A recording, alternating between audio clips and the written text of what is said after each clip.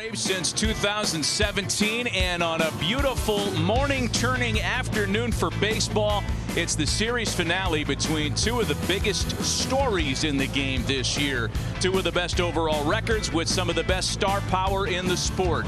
And for many of the game's current stars, these late morning game times bring back fond memories. Memories of Little League, I remember I spent all my time there. I've always wanted to play in the big leagues. I think that was, what we did in the backyard where you draw up those scenarios of 3-2, bottom of the ninth, you're up. That was my ultimate goal. Looking forward to this day. What a day, what a day. Good things come my way. Hey. What a day. They're gonna wave it. The Braves win it.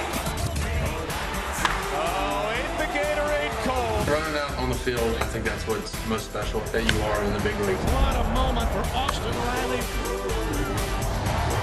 And welcome to MLB Sunday leadoff coverage presented by Uber One. Today at Truist Park, it's Game 3 of what's been a fun weekend series between the Baltimore Orioles and the homestanding Atlanta Braves. They are two of the top teams in the sport. The Braves with the best record in the National League. The Orioles since April 10th have the best record in all the land. Both teams off to high-flying starts with postseason aspirations. As we welcome you inside the broadcast booth with longtime Baltimore Oriole Ben McDonald, 10-time Gold Glover Andrew Jones. I'm Matt Vasgersian. Let's dig right into the Braves, Andrew. You're still around the team a lot. You've watched them a lot this season. They lead the league in homers. They score a ton of runs. What else do you like about them? Well, Matt, thank you for having me. Good morning, everybody. The consistency for the Braves, starting with Ronald Acuna being healthy, having all the legs behind him, and stealing all the base and set up everything from the beginning. But the depth of the lineup and the bench yesterday, big leadoff homer. Pinch hit homer by Villar. So the team is a consistent. Boy, the Braves are formidable, certainly here at home. The Orioles are a great story too, Ben. You're with the team all the time. Last year, they had a great year. This year, proving that that was no fluke. Yeah, they're trying to validate what they did last year. You go back to 21, the Orioles were 52-110, lost 110 games. They improved that by 31 wins last year. They're off to one of the best starts in Oriole history. And I tell you what, the big story has been the offense. It's an offense that's littered in the top 10 in Major League Baseball in a lot of different categories, including batting average, home runs, stolen bases. They are fun to watch. 4th in the league. And how about runs per game? 5.6 runs per game. The 4th best offense in Major League Baseball. And that has led to the 3rd best record in Major League Baseball. So many of those great offensive numbers are built around our all-world catcher Adley Rutschman, who's standing by with Ahmed Fareed. All right, thank you, Matt. With Adley Rutschman, who is not starting the game today. I talked to your manager just a few moments ago. He goes, I don't know what Adley's going to do with himself. What are you going to do with yourself during this game? I'll be stretching, getting warm, ready to go in whenever, cheering on my teammates. So this is a very loose team. You guys are playing really well. We've seen the sprinkler celebration. What role do you play in that? I think just trying to be as supportive as I can, showing up to the field every day with good energy and trying to contribute in any way possible. And I think all of our guys do that to the best of their ability, which is what makes our team so good as far as our chemistry with one another and just our support. Adley, appreciate it. Thank you. Matt? Thank you. Riley. Wow. Riley with the catch of his life. He hammered it. The Braves win it! What a ball game. For baseball, welcome. Glad to have you with us early today for this series finale. Been a great 3-game series so far between the Braves and the Orioles. And on the mound, hosting for Atlanta in the finale, is 23-year-old right-hander Bryce Elder, coming off a great start Tuesday in Miami. 7 innings of shutout baseball. Allowed just 3 hits, struck out 6, didn't walk anybody, and looking to keep his record perfect here this afternoon. Checking the Orioles Wells Fargo starting lineup today for game 3 of the series. Cedric Mullins in the middle of a 3-game hitting streak. Anthony Santander had a couple of doubles yesterday in a losing cause. Ryan Mountcastle's hit safely in 8 in a row. Middle of the order is Henderson, Hayes, and Frazier. Ramon Urias back at third base after playing at first base last night. Kyle Stowers and James McCann round things out. And we are ready for baseball in Atlanta. Orioles took game 1 of the series on Friday with a 9-4 win. Atlanta benefited from some late bench heroics yesterday to come back off the mat and even things up, and we are underway this morning. How'd you guys feel about day games, and how would you have felt about an 11:30 a.m. Eastern start, Andrew? To be honest with you, late in my career, I started liking day game because, you know, you wake up early as an old person, but you know, you tell me in 1996, 1997, you tell me day game, I would be still sleeping, scared that I would probably miss the first pitch. All it is one extra cup of coffee is all it is. Out running with the Eagles at night. Yeah, I got you. I got you. Well, for both of these teams, the daytime start, a little bit of a departure, and there's a 4-pitch walk that starts the proceedings to Cedric Mullins. Let's talk about what Bryce Elder offers. Ben, heavy sinker slider guy. Yeah, makes his living with his sinker. You know, he will throw a few 4-seam fastballs about 12% of the time, but it's 50% fastballs. But how about the slider? The slider at 36%. Opponents are only hitting 132 off of that slider. He'll throw the changeup about 14% as well. So it's only a 3-pitch mix, but it is a quality 3-pitch mix. Got a base stealing threat aboard to start the day for Anthony Santander, the switch hitting designated hitter. Keep your eyes on Cedric Mullins. 11 bags in as many attempts this year. Santander off to a good start and in the midst of a very good series. And lifts a high fly ball out to center field for Michael Harris. Wind brought that back in a little bit.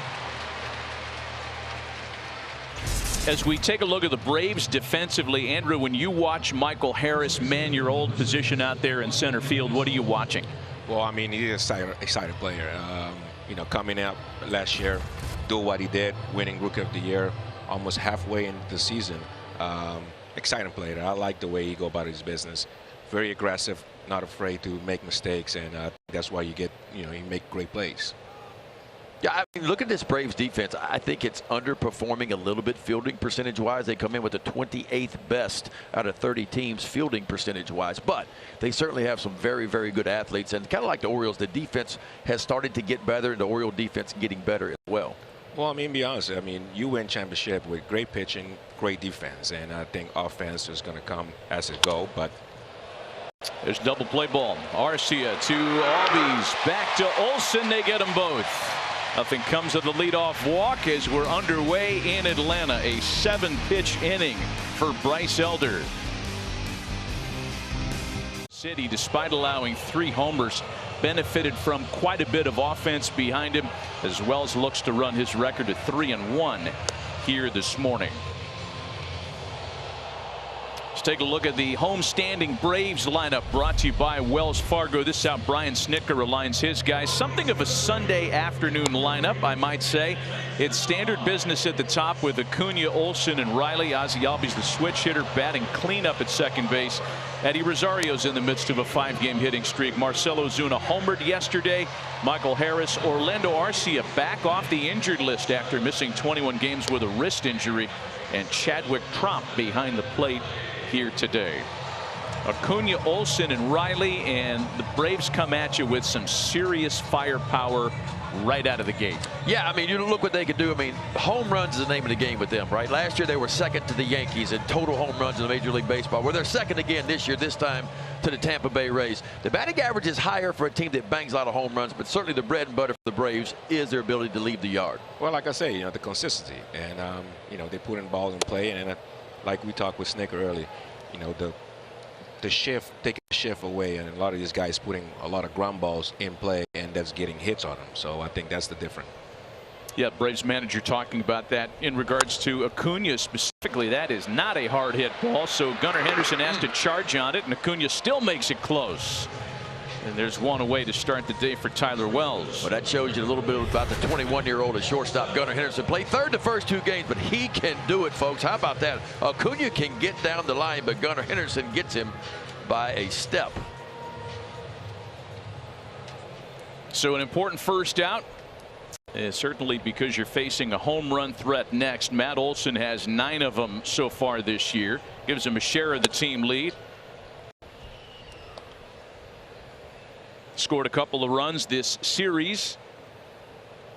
2021 All-Star is in the midst of a 5-game hitting streak. Couple of base hits for him in the series. And it's 1-1 to Matt Olson. Yeah, see, Tyler Wells is 6'8". Everybody forgets that about him. So his release point, you see the fastball velo at 93, 94, but because of the extension out towards home plate, 93, 94 is playing more like 95, 96 because of his length. 2 balls and a strike to count Olson. You know, the similarities between these two teams are hard to ignore in that you've got a consistent cast of characters. Certainly the Orioles are a little younger. But the fact that the Braves have locked up so much of their young talent long term, and Olson's among them, is something of a roadmap for younger teams like the Orioles looking to do the same thing. Well hit to the opposite field. Mullins back on it. He can only watch, and it's 1-0 Atlanta.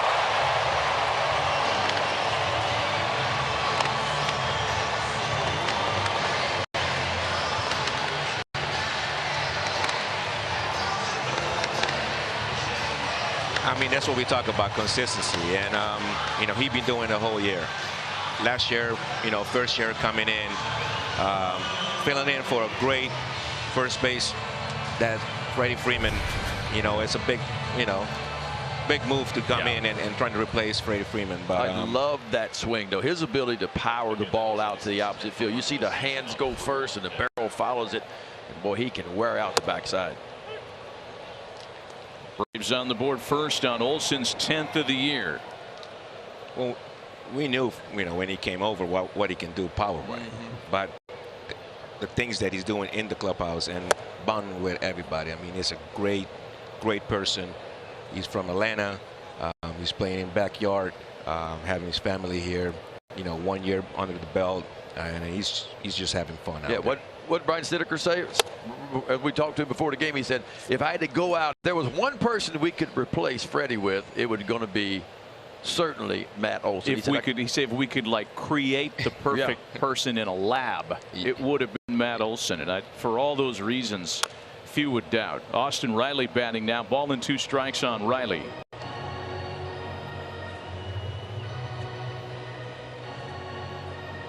Well, Atlanta has turned into Oakland Southeast, if you will, with guys like Sean Murphy, Matt Olson, some great players that Alex Anthopoulos has acquired via trade. And to our earlier point, given long-term deals too to keep them here for the foreseeable future. I think that's so important for fans. I mean, you look around this ballpark and you see a lot of jerseys with names on them. An important thing when you're trying to grow your brand. Yeah, I think the fans fall in love and they have interest in, you know, players, and they want to see their players locked up. Austin Riley goes down swinging. Tyler Wells with his first punch out of the day.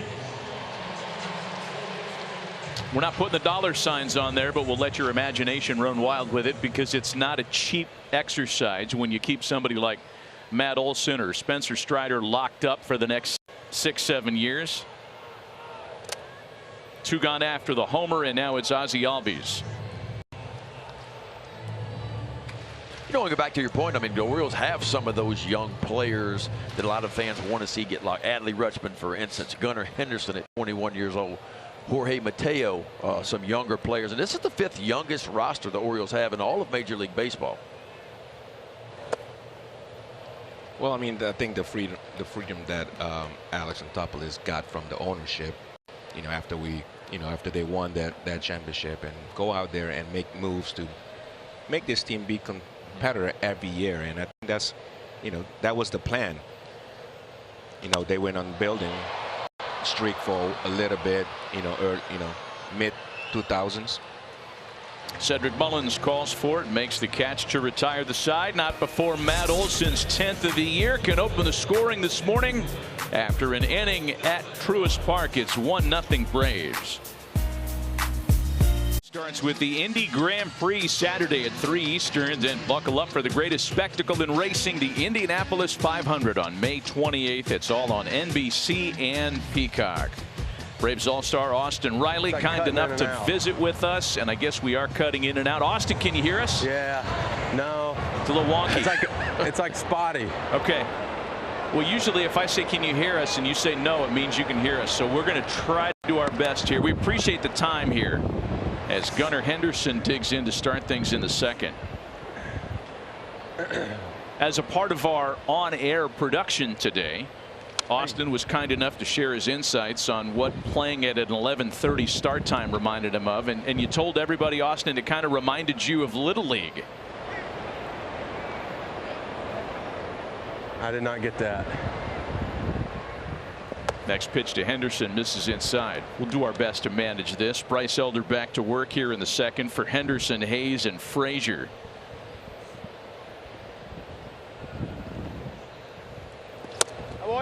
Boy, that's the bread and butter right there for Bryce Elder. Two-seam fastball. He'll sink it down and away to the right-handers. Little slider behind it and a change-up as well. 2-strike count. We saw Austin go to a card and reposition himself a little bit farther toward the shortstop spot. I think this is the third time we've tried this, and I just hadn't had any success. Look at that. Positioning worked pretty well because Arcia moved as well on that 2-strike count. That's a team that's synced up nicely. That's got to be an empowering feeling, Ben, when your defense is in the right spot for you.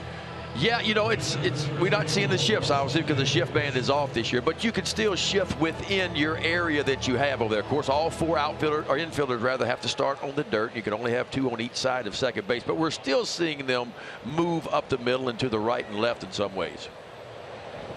Here's Austin Hayes now with one away. It's not shifting as much as it's shading. Yeah. Right. I mean, that's the great kind of Cal Ripken mantra, right? I'm not going to completely sell out and move, but if I'm in a 1 or 2 step spot one direction or the other, we're going to make a play. I can't tell you how many times the ball came out of my hand and I saw it go to my right on the grass and I'm like, gosh, that's a base hit, and I'm looking, there's Junior right in front of it catching it, flipped it over to first base. I always look at him and go, how could you be playing there? And he'd always say, you just keep throwing the ball where you're supposed to throw the ball and hit your spots. I'm going to be in the right place. And of course that was way before shifts and all that kind of stuff. Well, I mean, you know, the shift's always been there. I mean, guys shift a little bit. I mean, I think, you know, 2-step that you move to your right or 3-step you move to your left. You know, the pitcher that you have that's throwing strikes and putting balls in play, you're going to make plays for them. You know, it's the guys that throw a lot of balls and, you know, you start getting flat-footed and you're going to have your range that you want. So I think, you know, with this new clock time rules, and guys going to be more hands-up and making more great plays than you know, previous years. It's definitely bringing the athleticism back into the game for sure. You know, having 2 infielders on each side of second base, you're going to see the real athletes out there again. Yes. Well, you know, Andrew, speaking of the clock timing, and we asked Brian Snitker this specifically about Bryce Elder, who's not long removed from pitching in the minors. It's very organic for the younger guys to pitch with the clock because it's been in play in the minors for a few years now as Frazier takes ball 4. And we're seeing Elder's pace. It's very crisp today. And you get the feeling that it would be like that even if there wasn't a pitch clock turned on. Well, I mean, you know, they've been there already. They seen it. They got used to it. So it's not that hard. I mean, guys that not get it to do it, you know, more of the time, they're the ones they're going to struggle with and have to make that adjustment. But like Brian said earlier, you know, that pitch clock is here to stay, and you have to make your adjustment. And I think, absolutely. And you know, Matt, you made a great point earlier. I think the pitchers should get a chance to get a timeout too, because you know they want to get in the rhythm too. And I think sometimes they make 2-3 pitches, and you know they're rushing in there. They want to take a breather and just say, hey, okay, let me settle down and get to my rhythm back. Yeah, counts ball and a strike on Ramon Urias. And remember, Elder is a college kid too. came from the University of Texas, and the pitch clock has been in the college game even before it was implemented into Major League Baseball. So these guys are out of college. If you play the college game, you're getting used to the pitch clock there. Then you're going to the minor leagues, and you're really getting used to it some more. And so if you come to the big league level, it's not missing a beat at all. Swing and miss ends a stretch of 5 straight balls. And it's a ball and 2 strikes now on Ramon Urias. Yeah, and Elder's command has been outstanding this year. He's only had 9 walks coming in 36 innings of work. Because it's not an overpowering fastball. I mean, the fastball is 89 to 92, which is 3 or 4 miles an hour below big league average. Slider and a changeup, but talk about command of the strike zone, right? There's control of the strike zone, then there's command of the strike zone. He has command of the strike zone. Well, all you got to do is watch Trump's glove, right? When the glove is set up by the catcher, that's where the ball is going. Well, you keep the ball down in the zone, and that's why he's getting a lot of ground balls with that that sinker that he have. So, and you put the ball in play, these guys are going to make plays, and we got great third baseman, great first baseman, great second baseman. Having Arcia back into the lineup, having a great year defensively. Isn't it just nice to see a right-handed pitcher that throws 90 miles an hour that can have success at the big league level? Because all we talk about now is velo and rushing it up to 97 or 100 miles an hour. But this is a good point for the young kids at home and in college. If you can command your stuff and command the strike zone, even with an average or below average fastball, you got a little bit of movement and command, you can win at any level you play at. 100%. I mean, Greg Maddux was pretty good, wasn't he? I mean, you see Greg Maddux walking the street, you don't think he's a baseball player. What would you think he is, an accountant?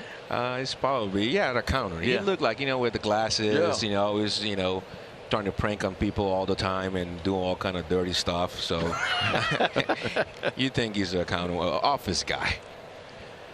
Meanwhile, Urias is giving Elder a pretty good battle here in this 2 strike count. So Bryce Elder threw a total of 7 pitches in the first inning. This can be the 7th pitch of this at bat to Urias with a man on and 2 away. Yeah, Ramon Urias will use his timeout. He is about as deep in the batter's box as you could be. And that surprises me. Hey, flagged it down. Look what I got. Check your other hand. There's a gold watch. Nothing in the Baltimore second. The presence of mind of a by Uber One membership to save on Uber and Uber Eats. And by Pods. Pods' biggest sale of the year has been extended. Save up to 30% now.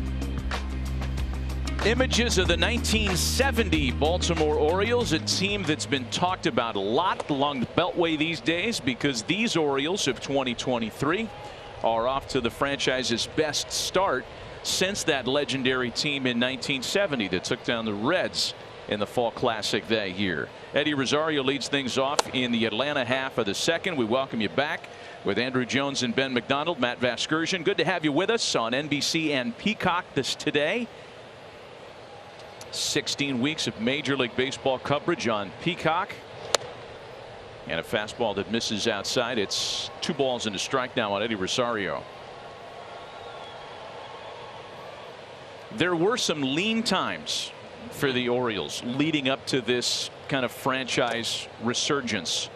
And as we talked with manager Brandon Hyde before the game today, and we asked him about the trajectory, the growth, where he thinks they're headed. He's got some great perspective because he was on the Chicago Cubs coaching staff under Joe Madden that went from a 100-loss team to a playoff team to an eventual World Series champ, broke the curse.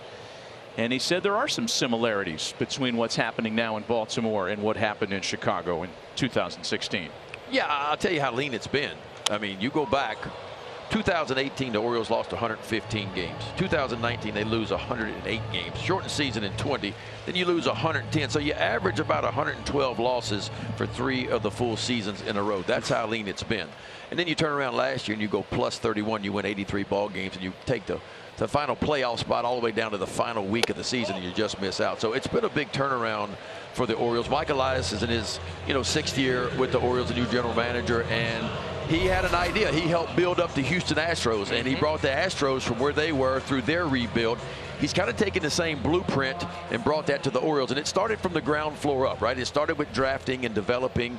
New coaches have put in the system. It's now the #1 minor league system in all of baseball. It has a lot of prospects, and they're starting to win, and you're starting to see the youngsters in Rutschman and Gunnar Henderson and others begin to come up through the system. So it's been built from the ground floor up. Well, I mean, you say it right.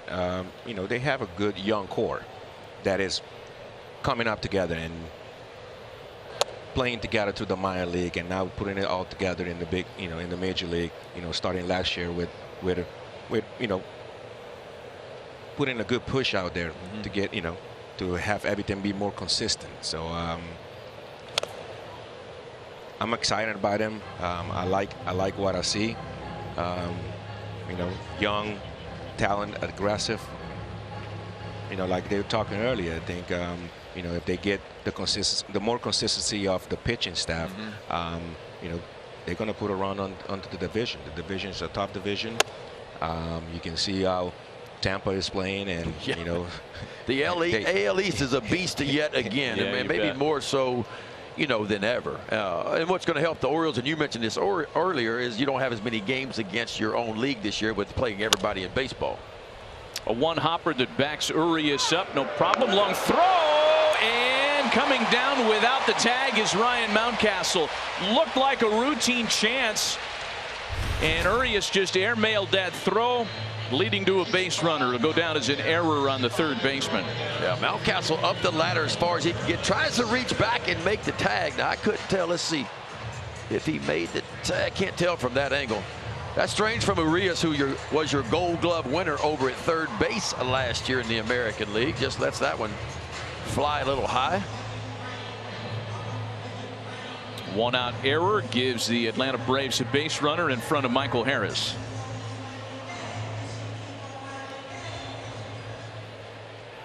Harris 0 for 3 yesterday. The reigning National League Rookie of the Year, batting with a man aboard. You know, I think you stumbled on something interesting there, guys. We talked about players playing together at the minor league level. And Michael Harris had that experience with a lot of the young Braves. A lot of the younger Orioles have had that experience. I know Adley Rutschman and Gunnar Henderson were roommates in the minors. I mean, how big of a factor is that? First of all, there are very few minor league players that have to deal with roommates the way they did when Ben McDonald was coming up years ago. Is that as important as we're led to believe, playing with the same guys all the time? I think there's two things that's important. Yes, coming up together and sharing the same goals and the same dreams matter, right? You want to be with a group, and it's one thing to draft talent, but it's another thing to draft talent and want to, and players that want to be the best. And I think that's where it begins. Another thing that I think is very important too is learning how to win at the minor league level. There's a lot of organizations out there, and I know the minor leagues is for development. I get that piece of it, but I think you also learn how to win ball games, and you can get developed at the same time. I can't speak for the Braves. Clearly, they're doing a lot right because of their minor league system and what they have. But I know the Orioles are putting a lot of emphasis on now at winning at the minor league level while you are getting developed. 100%. I think, you know, everything started when you can see how consistent the Braves used to be in you know, in the early 90s, and with all the young stars that they had. These guys are winning championship together.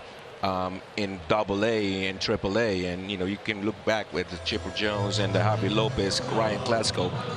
They were winning championship in the minor league. So if you have the same mindset at the goal that you want to win championship, you know, starting down in the minor league and you get in the big leagues, you get used to winning, right? Yes. And so when you step foot in the big leagues, you expect to do what? I expect to win. We expect to win because we've won at every level we've been at, and that's the culture that you want to build. Two-out base runner now for Orlando Arcia. The Braves get their shortstop back today. He's out in front, fouls that one away. Arcia missed 21 games with a wrist injury, and he was missed as a player in the lineup, as a defensive factor for Brian Snitker. And I think if you were to have told Ron Washington, Brian Snitker, the rest of the coaching staff, that it would only be 21 games after he was hitting the wrist by that pitch, they'd be happy to hear that news. I no doubt. I mean, I think this is, you know, this is kind of shock because, you know, I don't think he was going to be playing this series against Baltimore. Are you surprised? Because I'm sure you've been hitting the wrist in your career a lot of time, but when you get hit in the wrist, it can make the wrist sore, and the swing sometimes is just not the same. I mean, you know, hitting his hands, legs, everything. I mean, I think, you know, if you're not comfortable, any little thing would throw you off if you're trying to hit. I mean. Well, he was good to give it a go. Warmed up today with the Ron Washington, that little flat glove that Wash brings out for the infielders. He couldn't wipe the smile off his face. Ready to play again. Big swing and a miss from him here. Will retire the side. 3 early strikeouts for Tyler Wells, who pitches around a 1-out error. The Orioles, Brandon Hyde.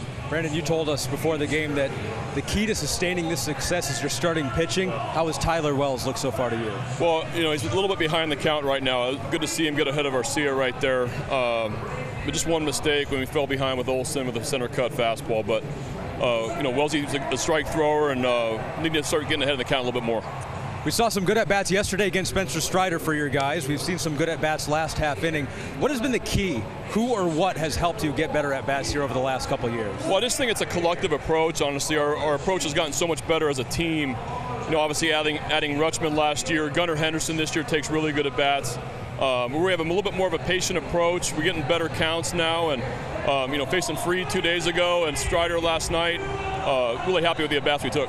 Every team has a 3, 4, 5-year plan. I know you just probably have a day-to-day plan, but do you feel like you guys are ahead of schedule as an organization? Well, we weren't very good for a few years, and last year it was fun to surprise a lot of people and, you know, be above 500 when nobody expected us to do anything. And just want to see us continue. Honestly, we have a lot of talent. It's a fun group of guys, and you know, we got a lot of talent coming too. So we're in a good spot organizationally. Thanks, Brandon. All right, thank you. Matt? Yeah, Ahmed, thanks. And I think Brandon Hyde is well aware of the task at hand. Yes, the Orioles have had some terrific returns, great growth. It's a good team. Nobody in the sport doubts that. The problem is where they live. That AL East, to your earlier point, Ben, I mean, everybody's over 500. You got the Red Sox, who are blazing hot right now, having won 8 in a row. I mean, and is anybody going to catch the Rays? I know it's early, but the Rays are off to quite a start. Well, a historic start, you know, and yeah, I mean, look, I'm sure they'll slow down a little bit, but you got to remember the Rays made the playoffs last year. They had 16 guys on the IL at one time last year, and yet they still made the playoffs. They're pretty much healthy this year, and you see what kind of numbers they're putting up and how many wins they have. Kyle Stowers leads things off in the 3rd here for Baltimore. Stowers played last night, made a couple of terrific plays in left field to keep the game close. He'll be followed by James McCann and top of the order Cedric Mullins. Well, from here, and it seems kind of a cruel trick to play on the Orioles since they're wrapping up an 11-day 10-game road trip. They go home, no day off, and look who's waiting for them, those Tampa Bay Rays. Yeah. That's the life of baseball, and you know, sometimes those schedules just run like that, and you know, you just got to grind it out. I mean, you think about this stretch. The Orioles just finished a stretch where 19 of their 22 games were against teams below 500. They took care of business. They went 17-5 during that stretch. Now, when they started the game one of this series, the next 22 games starting on Friday against the Orioles, you can see the opponents right there are against teams above 500. So yeah, it's fixing to get. I mean, it was a great start, and the Orioles needed that start. It was a slow start last year. They took care of business. Now you're going to, a month from now, you'll know how good the Orioles are. Yeah, and that's kind of been a dialogue out there among the fan base. Like, look, it was great. They got off to such a great start, beat up on the Oaklands, White Sox, Washington, teams that haven't found their footing yet. A lot of people feel like, to your point, this is the gut check time of the schedule. Let's see who we are. But this team is a young team, and I think they're looking forward to that challenge. And you know, you could say about, I mean, everybody plays pretty much the same schedule, right? Good teams go beat the teams they're supposed to beat, right? That's how you make it to the playoffs. You take care of business when you need to.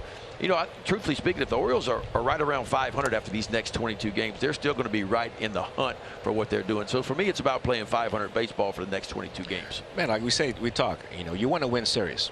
Yeah, I mean, you know, when you win series on the end of the year, you're going to be there in the playoff run. So I think if they can go out there and, you know, this series is a good matchup. You know, what are you going to look for over the last month? You know, you look at the teams that they're going to be facing the next few weeks, and it's going to be, like you say, over 500 teams and contending teams. This is where you find out who you are and where you need to improve. This is a great measuring stick, starting with the Braves. And look, let's be honest, this has been a really good series to this point. Riley backs up, a deep throw, and no, Olsen can't hang on the receiving end. Was just getting ready to credit Olsen's enormous wingspan as helping him make that play happen, but the ball pops out and McCann's safe. Yeah, this ball sailed on Austin Riley, and up the ladder as Olsen goes, but when he applies the tag to McCann, the ball just pops right out of the glove. That'll go down as an E5.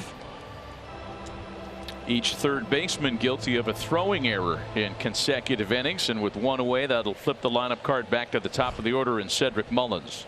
Ben, like you say, Urias won the Gold Glove last year. Austin is a damn good third baseman, and it's hard to see those bad throw. I think he had enough time that he took time on that pitch, and that's why he got a little sell on it. Good slider was in for a strike on Cedric Mullins, who drew a 4-pitch walk to start the ball game. James McCann is not considered a stolen base threat. He probably hates the term, as all catchers do, runs well for a catcher. Like I can just another way of saying you're slow. Is that what that means? I can hear the late Tim McCarver, like, reaching his fingers down the chalkboard at the thought of that. That's faded into the opposite field and foul out of play. However, and I want to ask you about this, because with the disengagement rules for pitchers, right, you can only throw to the bag twice. If you go over there a third time and don't get him, runner advances. That changes the calculus even for non-base stealers. What for you as a pitcher who did this for 10 years in the big leagues, Ben? Are you paying more attention, less attention? How are you managing the running game? I think it goes both ways. I think you got to be aware of the clock too, because the best thing you can do against a base runner, somebody like Andrew who could really run years ago, is I want to hold the ball. So my idea with somebody that can run at first base is I want to quickly get to the stretch position, maybe with like 8 seconds left on the clock. That way I can hold, then maybe deliver the pitch or pick off. I'm not going to get in a system or a rhythm of him being able to tie me up to where he's looking at the clock. He knows I got to hurry up and go, and he can take advantage of that. So I think it plays both ways. Club said with the ball into right field. That's going to wrap McCann around to third. Acuna brings it in, and Baltimore's in business in the third. Runners at second and third with only one away. Yeah, the Arrows playing big right now. Should have been 2 out. Should be a man at second and 2 out, but instead it's second and third and 1 out. I'm telling you, Cedric Mullins has been hot as anybody as of late. He came into this game 3 for 9 in this series, a homer and a double. Or a homer and 2 RBIs, and here is another double. Now he's looking more and more like the Cedric Mullins that we saw back in 2021 when he was the only 30-30 guy in baseball that year. I was about to say that, and I like him. I like the kind of player he is. He plays center field, great defender player, can steal, can run. He do all, and I like him. I like to see young talent in center field that can do everything. He can go get it. Yes. So from a guy who used to switch hit in Cedric Mullins to a guy who still does in Anthony Santander. Flied out in his first at bat, and behind here 0-2. Let's take a look at StatCast, powered by Google Cloud. Anthony Santander this series, a double series, 2 homers and 2 two-base hits, and he's spraying it all around the ballpark fence. Yeah, and his home runs came from each side of the plate in game 1 of this series. Drove in 5 with 2 homers, 2 for 4 night. And look, this is 5 consecutive games. The Santander had multi-hit games for him, 6 out of his last 7. So he has heated up at the right time for the Orioles as well. Well, I saw him in WBC playing for Venezuela, and he stand out. He went out there and did, what he can do in the last, year left after he hit 30+ home runs. So and I tell you, he's in a great situation here. The Braves have decided to push the infield back, so a routine ground ball will tie this ball game up. And if you're Santander, that's what you're trying to do. Just try to put a ball in play in the middle. If it gets through, that's great. You got 2 runs, but a routine ground out will tie the game here. 2 balls and 2 strikes. Santander is cut more like a traditional switch hitter, more pop, more power from the left side of the plate. And we say that because there's a switch hitter on the Braves roster who is not traditional in that regard. That's Ozzie Albies.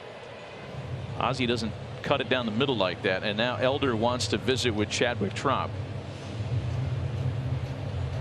Gives us a moment to remind you can stream every out-of-market MLB game, now available at a new low price starting at $119.99. Blackout and other restrictions apply.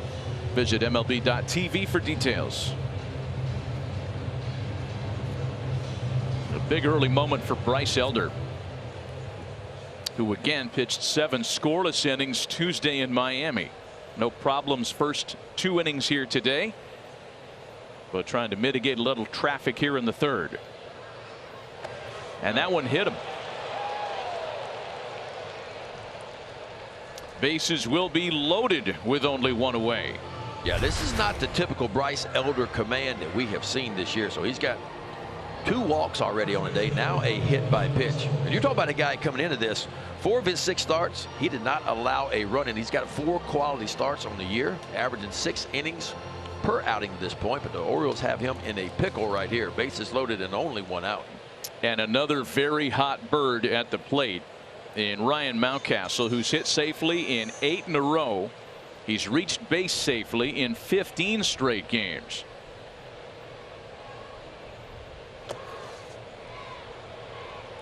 A ball and no strikes from Elder. Yeah, and Mountcastle is one of those guys that we used to say a long time ago, just having some bad luck this year. Like, he's been barreling balls up. You look at his batting average and slugging versus what the expecting batting average and slugging is. It's about 143 points less on slugging. Like, he has been barreling a lot of balls up. But you're right, as of late, he's starting to really turn it around and starting to find the grass and the seats a little bit more. And for folks who haven't watched the Orioles a lot the last couple of years, Ryan Mountcastle is among the players like Adley Rutschman, former first rounder, who, as the scouts say, is what they look like. And it's what they sound like when you watch this guy take batting practice. He is a big, strong, powerful hitter. Yeah, I mean, look, he was a kid that was a first-round draft pick out of high school and drafted as a shortstop. And then they tried him at 3rd base in the minor leagues, eventually moved him out to the outfield, even at the big league level, and he's finally found a home the last couple of years over at first base. But you're right, it's a big guy. I mean, it's 6'3", 6'4", 230 pounds with elite pop in the bat. But another one that Trump has to really scramble to keep in front of him here, and it's 2-2 now. I mean, good to see, you know, these first-round pick guys, they get the chance. And, you know, when you get, you know, organization go out there and sign these kids at a young age and not giving up on them and, you know, see what kind of talent they get and give them an opportunity to move around and find a home. You know, like you say, he got drafted at shortstop. Now he's at first base. It's, you know, it's nice. And he's caught looking for out number 2.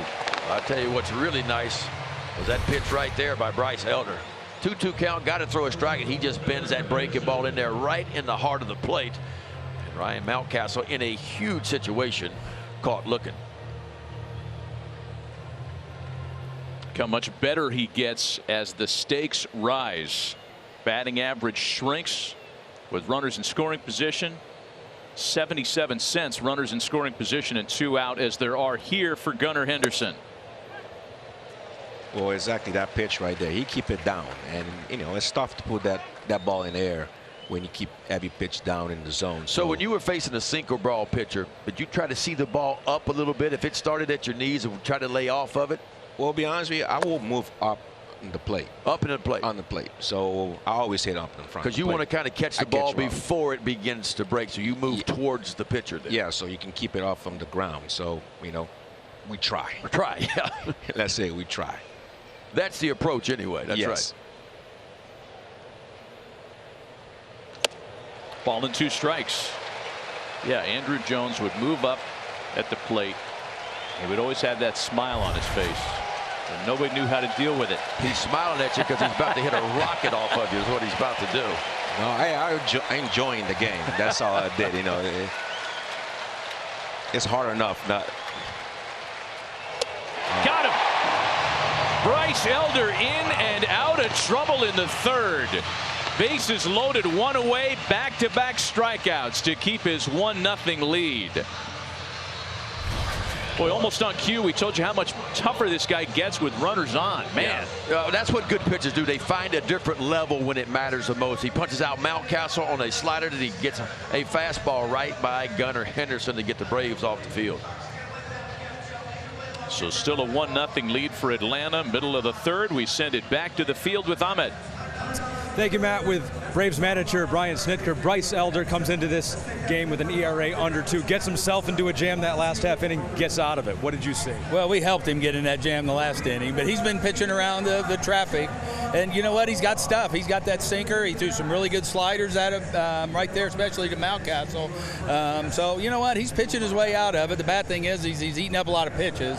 So, you know, hopefully we're not going to get a long run out of him. He's been one of the good young pitchers in the game, one of the best here to start the season. He's a different guy a little bit than he was last year. That's what you were telling us before the game. How? Absolutely. He's just more mature. You know what? He spent a lot of time in AAA when he sent him down last year. He got consistent starts. He can figure out who they are, his stuff. Now he's kind of more confident. He trusts his stuff. He's on the attack. And, you know, it's just part of the maturation for a young pitcher.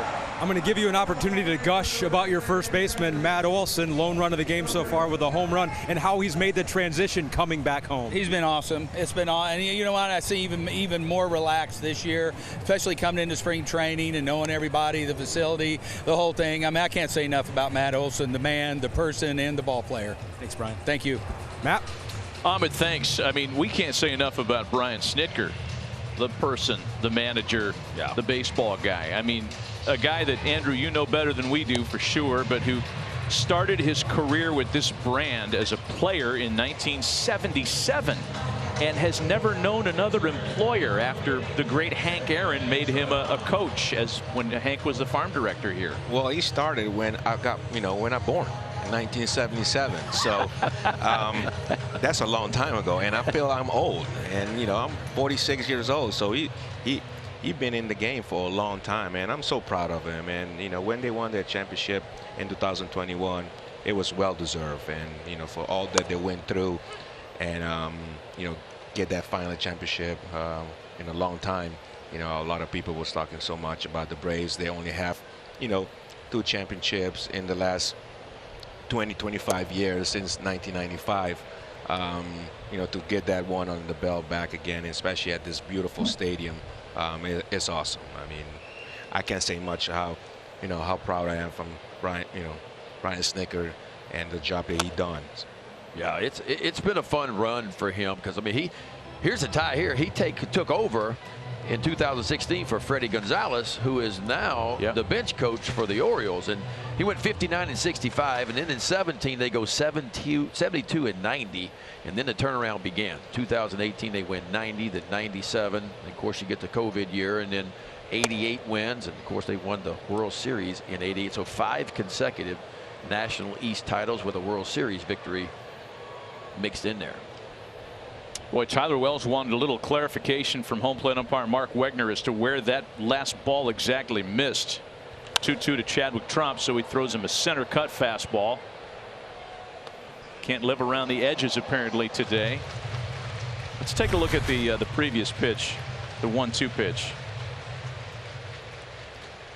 Pretty close pitch, and he didn't get it, and he was not happy. Yeah, it looked like it caught the bottom of that changeup. Caught the bottom of the zone, didn't get the call. Trump sends a fly ball out to left. Austin Hayes parked under it. Routine chance for the first out. Tyler Wells was a Rule 5 pick for the Orioles back in 21. Never pitched in the big leagues before, and was in the bullpen only. I mean, he made 44 appearances that year. No starts, just because he's coming off Tommy John surgery the year before. They kind of wanted to get him mixed up a little bit in there. Boy, he first year in 22 last year was his first year to be a starter, and he did well. Back in there again this year. We're going to go backyard to the big leagues with Ronald Acuna Jr. with 1 away and the bases empty. 3-time All-Star, 2 for 7 in the series so far. Finally healthy and playing like a guy who has a lot to prove after a couple of injury-filled seasons. Venezuelan native, favorite player growing up, not a surprise for most kids that grew up in Venezuela, the great future Hall of Famer Miguel Cabrera.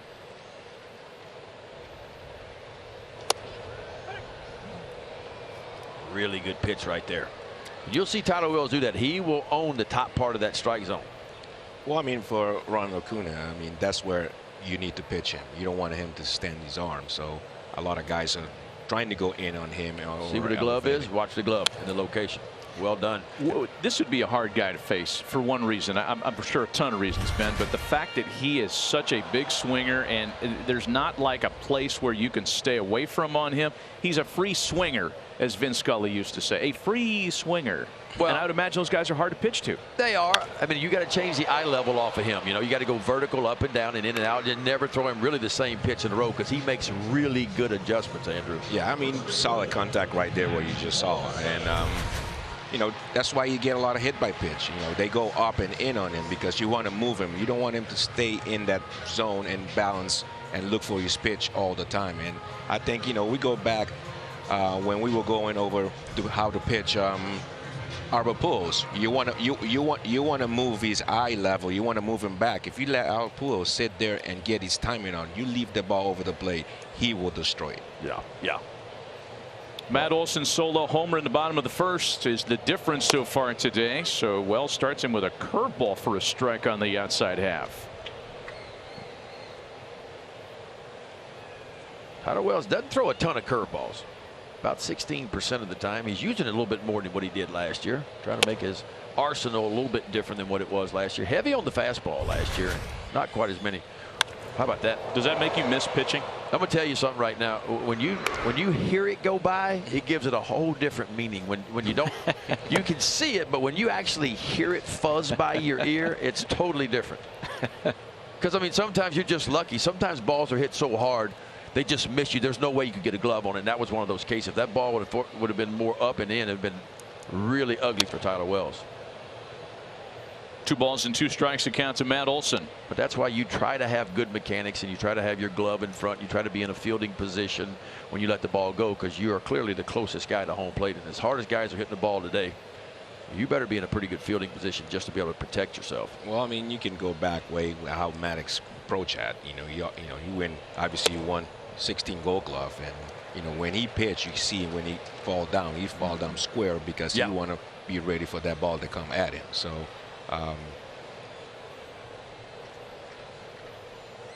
Full count, 3 balls and 2 strikes on Matt Olson, batting with the bases empty and 2 gone, and that one's hit way foul.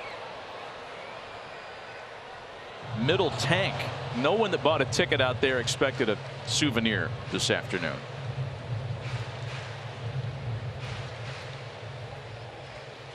Austin Riley due up next. Great crowd here on a Sunday morning. They had over 41,000 strong last night. Olson trying the same part of the ballpark, but that one not going to have enough as Hayes makes the catch. A 1-2-3 third, authored by Tyler Wells. Still 1-0 Atlanta. For the fourth, the 1-0 Atlanta lead as we get into the middle third. Florida guy who loves to swing the bat at Fenway Park, and the numbers bear that out. He mashes at Boston. And here in Atlanta, a strikeout victim in his first try today, leading things off in the fourth. Hayes, Frazier, and Urias. Wow, and that slider just about screwed him into the ground. He didn't get cheated on that one, did he? Oh, man. He wasn't feeling for this one. Well, it looked like he was looking for it. He didn't want to miss it. See, Austin Hayes has the batting glove on his top hand versus his bottom hand. He was hit by a pitch about a week ago on his top hand and split his middle finger wide open. That's why he's been sitting out the last 3 or 4 games trying to get healed up, but back in there for the first time in a while. Typically doesn't wear batting gloves at all, but just a little extra protection on that top hand. 2 balls and a strike from Bryce Elder, who has struck out 4 in 3 scoreless innings so far today. Back up the middle, backhanded by Albies, but it gets through for a base hit. Well, Albies hadn't played it right. I mean, Albies was shaded right up the middle. You can see him top of your screen right over the mound to the backhand side. A tough chance for Albies. And I guarantee if you'd ask him after the game if he should have come up with that, he'd probably tell you, yeah, but it goes down as a base hit. A good start for the Orioles at the top of the fourth. Like I say, you know, I mean, it's hard seeing these guys missing balls, and you know the hard work they put before the game with Ron Washington, it's crazy. I mean, a lot of work they do behind the scenes that a lot of people don't see. Wash has that routine with his infielders every day. Every day they do it. Runner goes, a bouncer up the line that's foul, and it looked like Hayes had a pretty good jump that time. Yeah, now that was a hit and run because you could see the peak back. So it was 3 hard steps towards second base, and then he picked up the ball, or what he hoped would be the ball being put in play, just to kind of get an idea of where the ball is. Straight steal, you won't see a peek back there. Just hit it for second base. I like that. You know, you don't see it that much. You don't see those hit and run much in the game, and I like that hit and run. I like it in this situation because Adam Frazier's a guy that doesn't strike out a whole lot, and so when you put a hit and run on, it forces one of the middle infielders to vacate their position. Whoever's covering, they got to go cover the bag for the throw. So what it does is opens up a potential hole for a guy that doesn't swing and miss a whole lot, hits a lot of ground balls. Best contact bat on the roster, and Frazier dumps that one into right field. That's going to wrap Hayes around to third. Frazier's on his way to second. Throw scooted past the bag, not to change the calculus at all, however, and it's second and third with nobody out in the Baltimore fourth. Boy, Adam Frazier is swinging it for the Orioles. Fastball, middle. Hands go first, and he just gets the barrel to it. A rocket right over the first baseman Olson's head. Now the foot race is on. And Adam Frazier runs right in the face of Ronald Acuna Jr. You can see the ball in front of him. He takes one look at Acuna and decides to get an extra 90 feet, and he is in there. So the Orioles second and third, and nobody out here in the fourth. Well, he had to get a little gear to get to second base. You know, Ronald got great arm. Yeah, with that arm out there. Yeah. First pitch to Ramon Urias is going to drive in a run. Tough throw for Arcia. They do get the out at first base, but credit Ramon Urias with the game-tying RBI. It's a 1-1 game. Yeah, I felt like the Orioles missed a grand opportunity in the top of the third inning. They had bases loaded and only one out. Could not push a run across. Just a fielder's choice right here. He'll get an RBI for it. Arcia with a really nice play. That's a nice play, y'all. He made that look good. Watch him to the backhand side. A little bit of a fumble, but the strong, accurate arm across the diamond just gets Urias.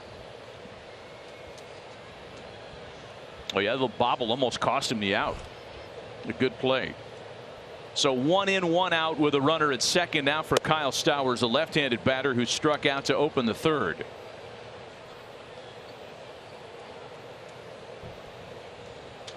Urias not wasting any time, putting that first pitch in play. The Orioles are an aggressive team offensively, as that one's dumped foul, and it's 1-1. They are an aggressive team, it feels like, but they pick their moments. You know, if you look at pitches per plate appearance on the season, they see some of the most pitches in all of baseball per plate appearance, but there's also times where the game plan feels like it changes, and they'll go up and attack the very first pitch a lot of times as well. I feel like they put the ball in play with 2 strike too, and put, you know, pressure on the defense.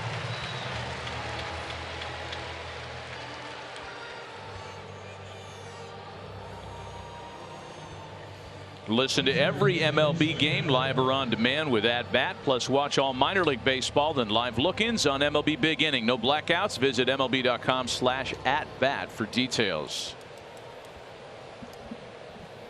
The hottest team in the sport, we talked about the Boston Red Sox earlier, have kind of changed their identity as a lineup as well. And maybe we'll have a chance to talk about that a little bit later on. The Orioles are going to settle with only one here. A good job at limiting the damage by Bryce Elder, second and third with nobody out, and the Orioles settle with one. Move by Potts continues with the Preakness Stakes May 20th on NBC and Peacock. Did you guys watch the Derby yesterday? I did. I turned it on just in time. I mean, they were just coming out of the gate. Most exciting 90 seconds in sports, right? Somebody asked me, how'd your Derby tickets do? And I said, well, the same way my Final Four brackets always do. I'm ripping them up as soon as the buzzer sounds. Ahmed Fareed was there for the Derby. Ahmed, that looked like such a great experience at Churchill Downs. It's amazing. Each and every year, I'm shocked every year when I see the 150,000 fans there at Churchill Downs, but it's been the same 2 years in a row, Matt. It's like immediately after the race, everyone rips up their ticket and leaves. I'm like, where'd they all go? I did not know 150,000 people could leave that fast. But everybody had a great time as exactly. Austin Riley digs in, leading things off here in the fourth for Atlanta. 1-1 ball game. Home run by Matt Olson started the scoring in the first, and RBI ground ball off the bat of Ramon Urias tied it in the fourth. Riley, Albies, and Rosario And Tyler Wells will have to run the gauntlet here to try to keep this a tie score.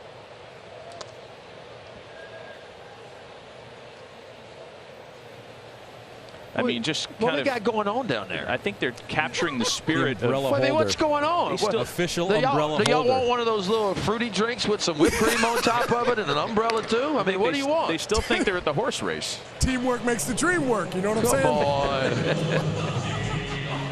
Yeah, Matt, you weren't with us last year, but in Atlanta it was hot, just like this. I mean, dude, I feel like it's just I'm already down to a shirt. You never know. This could come off. Every here soon. 3 innings, one article of clothing came off of Nick Swisher. So. Well, if you think it's hot now, show up in about 2.5 months. That's true. I'll be out of here, but I want a fully clothed Nick Swisher on the air. Ozzie Albies going backyard to the big leagues, a former switch hitter and a guy who we have to ask Andrew Jones about, because a couple of natives of Curacao. This guy was born when you were 20 years old. I believe you're 20 years his senior, Andrew. I don't want to date you. However you say it. But at what point did you become aware of Ozzie Albies as a fellow Curacao native? Well, I think I had an old picture of him that we took together a long time ago, and I know yes, and in 2006 we had a picture together. That's like way long time ago. But you know, I started following him when he got to the Braves, and you know, he was actually shortstop. Came up with the Braves at shortstop, and went down to the minor league, and we talk and we see each other most, and I started following more closer. And you know, he's a great kid. He loved to play this game, and he loved to go out there and help every day he can. So I'm excited to see, you know, another fellow from Curacao on the Braves organization. I mean, I know we have quite a few ones from the Braves. I mean, we started way back then with Randall Simon, myself, Jair Jurgens, that pitched with the Braves, that got traded from Detroit to Andrelton Simmons. So you know, we had a big group of kids from Curacao. When you see those guys, what's the first language? Papiamento? We speak Papiamento all the time. That's the first one you go to? First, yes. Then, you know, if we get around, we might be speaking some Spanish. Then, you know, depends who we got around. We get a little Dutch here and there. But we speak more Papiamento with each other. It's an amazing skill set, man. 4 languages. Wow. Hit me with some Papiamento right now. Just hit me with a little Papiamento to talk about anything. Eddie Rosario. Do some play-by-play in Papiamento. Well, I decided sa ako kita batiendo. Ito di uno blanco. Ozzie Akabibati. Buong linya di Rosario aquí para right field. Ela começava slow, pero esta calentado aqui. So that's all I say about it. Linya, base hit? Yeah, Linya is like a base hit. Yeah, all the words you just said, I got one of them, Linya. Because I remember they would get base hits off of me, and I'd hear him running the line going, Linya. You didn't learn Papiamento growing up in Louisiana? That's something that, I mean, that's something that I did not learn, along with a lot of other things. To be honest with you, I mean, I really don't know where Papiamento really start, because it's only like 3 or 4 islands down there that speak it. I mean, I don't know where it comes from. So is it similar to Spanish? It's got a little Portuguese in it, and it's a mixture of everything. To be honest with you, you know, like we just talking. If you follow it, if you kind of hear a little bit more Spanish, you can get some words of it. Yeah. 2-out single for Eddie Rosario. Here's Marcell Ozuna now for a second time. Reached on the error back in the second, and he falls behind 0-2. Ozuna with a slow start. He's picking up the last week. Having a great series down in Miami, and you know, came yesterday, had a big homer on the opposite field. So I think he's picking up a little bit now. Yeah, opposite field homer. That's not generally where the Ozuna power source comes from. I think that was a pleasant surprise for the Braves to see that. But when hitters start struggling, though, I feel like they want to see the ball a little bit longer, to let the ball travel to them a little bit longer. And I think that's kind of what he was doing. Like you mentioned, most of his home runs are to the pull side. But I think he's letting the ball travel, trying to see it a little bit longer, and having to run into a fastball. And straight away right field, it went. Boy, Rosario looks like he wants to go at first base. Ball and 2 strikes, the count to Marcell Ozuna. He had a slow start in spring training, and then he picked it up. He finished strong in spring training, and you know, coming into the season, and you know, we all was trying to look for the same Ozuna that we had 3 years ago in COVID year, and you know, slow starts the last few, and a lot of problems and you know, stuff like that. But he's a great hitter. I love his approach, and you know, back then when we have him as one of the best hitters on the Braves staff, he was getting a lot of hits to right field. And I think, like you say, he let the ball travel a little longer and stay behind the ball. I think this is a Braves team, though, that a lot of people thought had a chance to maybe lead or be towards the top of the National League in stolen bases. You know, I don't think they've stolen as many bases as what people thought they would with the new rule changes and with the bases being a little bit bigger, a little bit closer from first to second. But they've been nicked up a little bit, too. I mean, Acuna has been out, you know, nicked up a little bit. Michael Harris has been out a little bit, too.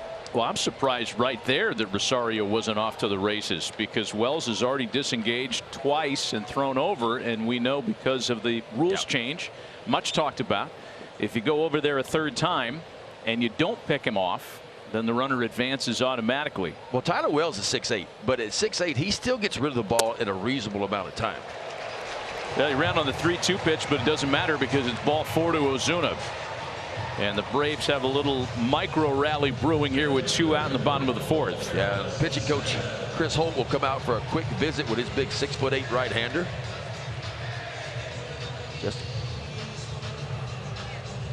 a reminder to suit up this season at MLBshop.com. Check out the largest selection of authentic caps, t-shirts, collectibles, and more. Gear up with your favorite team at MLBshop.com.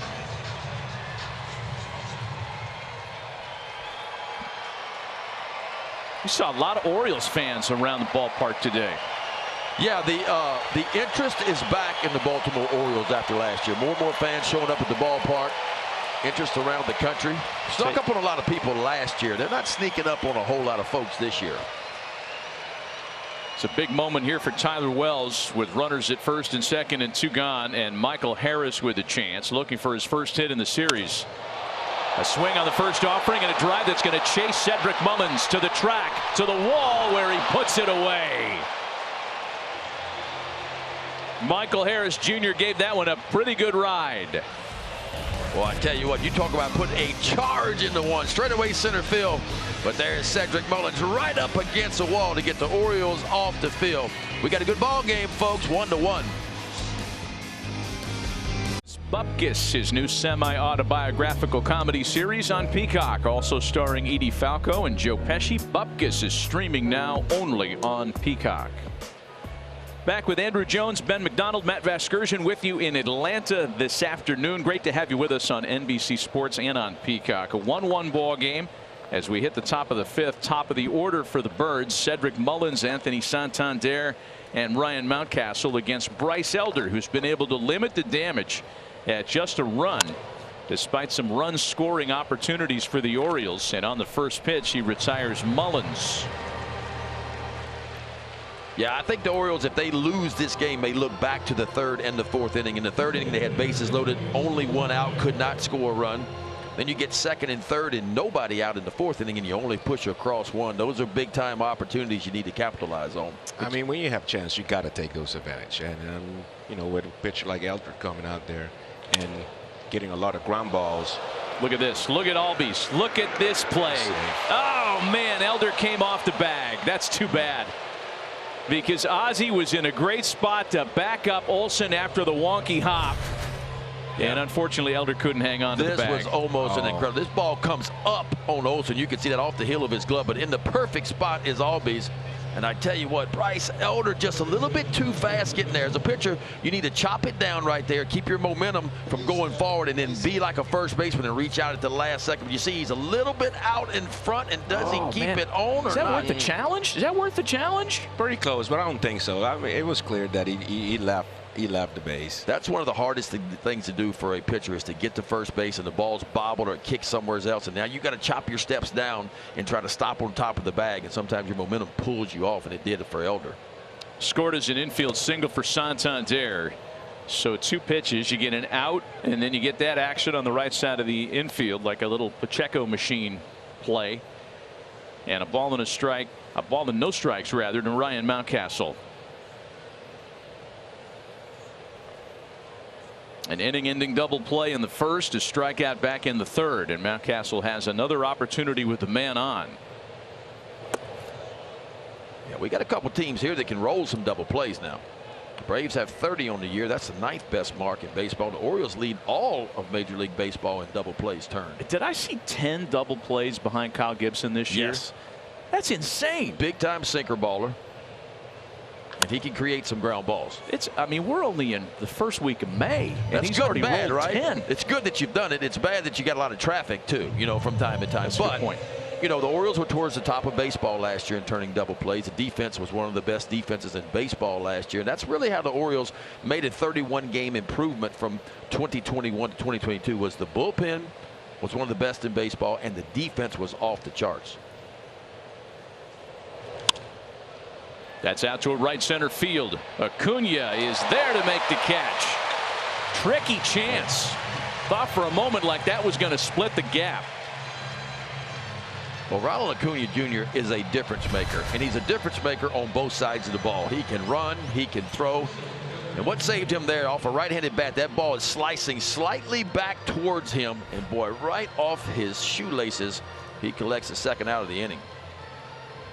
People don't understand. I mean, Ronald Acuna was a center fielder coming through the minor league, and you know, obviously he did play some center field for the Braves in the big league, but I think his best position is right field, and he can do a lot of different stuff in right field. We throw around this term five-tool player all the time, right? But you look in right field for the Atlanta Braves, and there's a real five-tool player, a guy that can hit. He can hit for power. He can run. He can throw, and he can do that. He can run balls down too. Ball to no strikes. The count to Gunnar Henderson.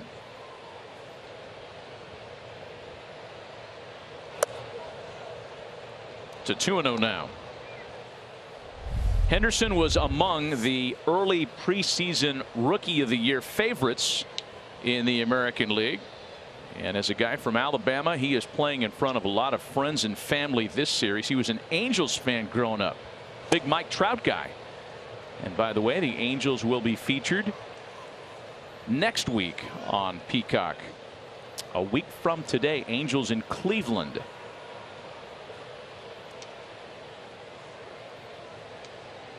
Santander creeping out to a conservative lead. Henderson puts it in play. It's topped back to Elder, and that'll retire the side. Middle of the afternoon in Atlanta, a 1-1 ball game.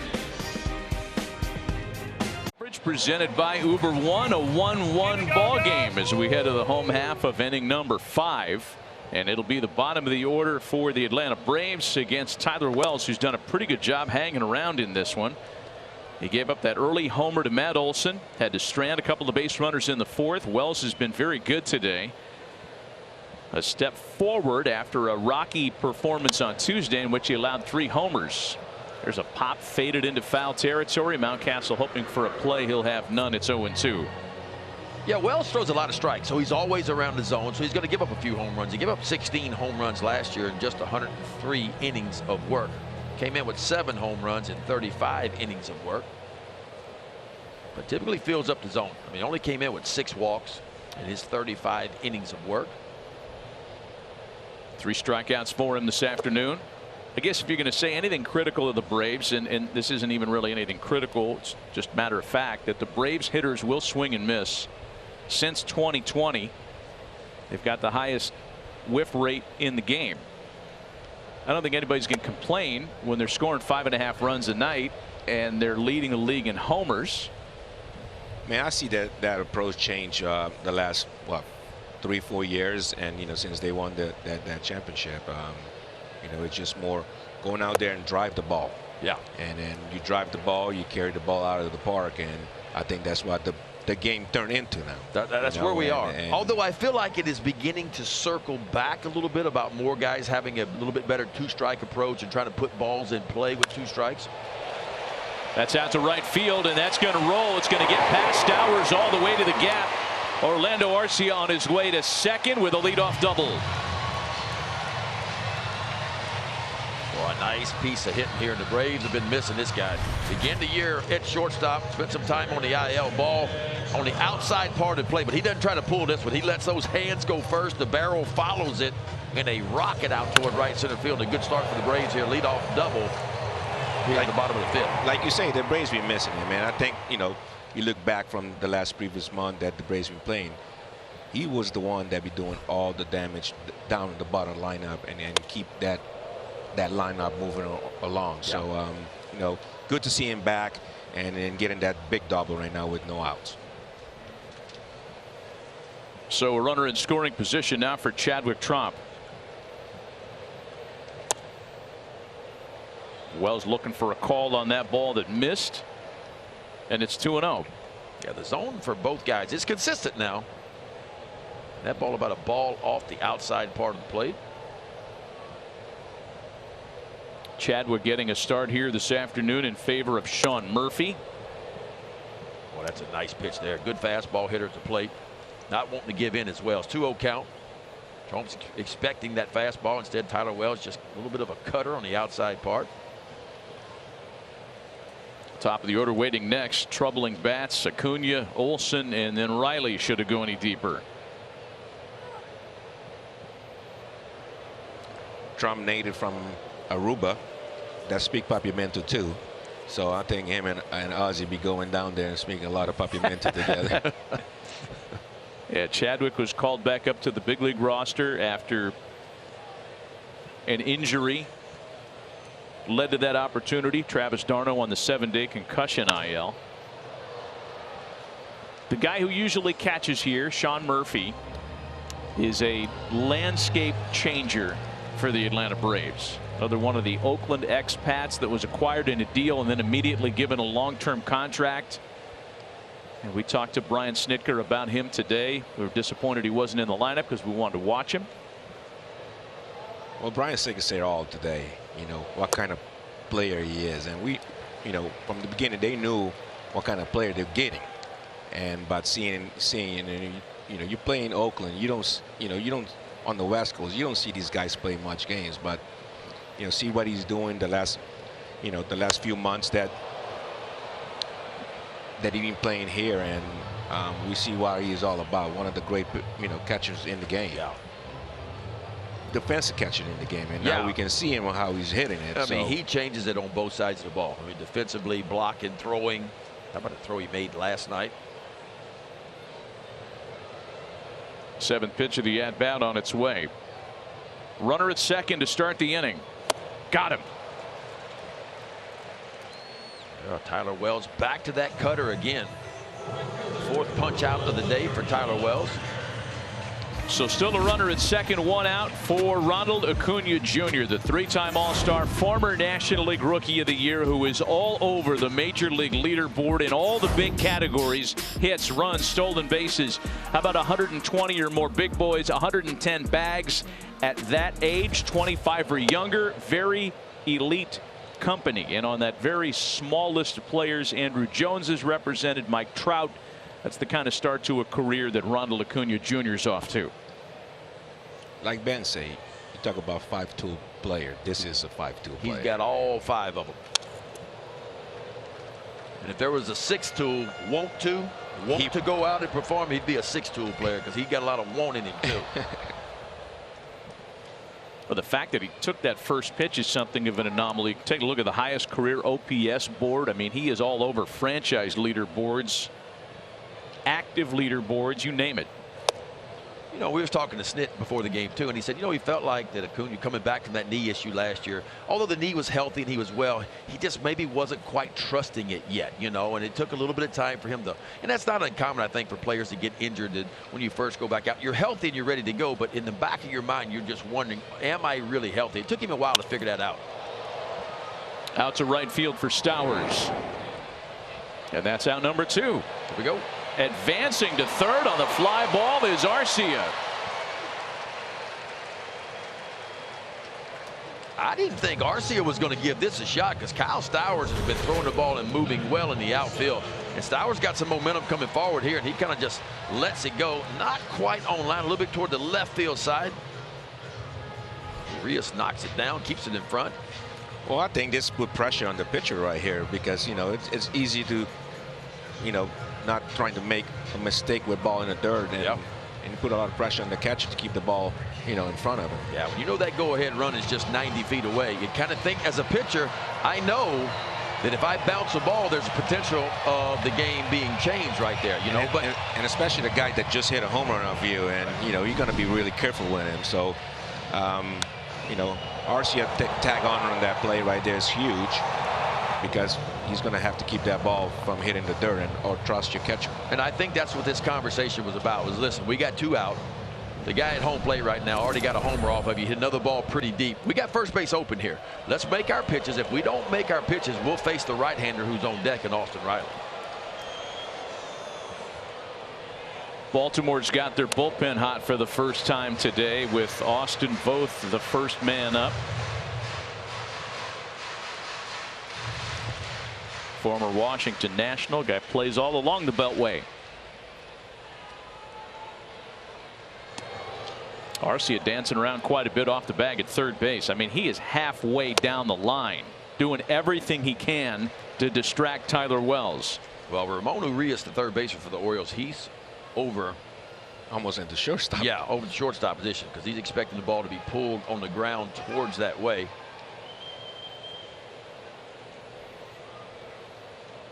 Ball and a strike to count to Matt Olson.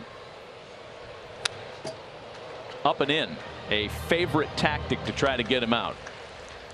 Tyler Wells has one of those high spin rate fastballs, right? He spins it about 2,400, 2,500 RPMs. The average big league fastball spins about 2,300 RPMs. And what that means is that ball has carry through the zone. Gravity doesn't quite affect it like most fastballs. So when he gets ahead, he likes to stay up in the zone. 2 balls and 2 strikes. Change up. Maybe change the eye level and go right back to the top again. I think that's what the goal is. Austin Riley waiting on deck. Wells has had to work hard this inning. This will be his 22nd pitch of the inning.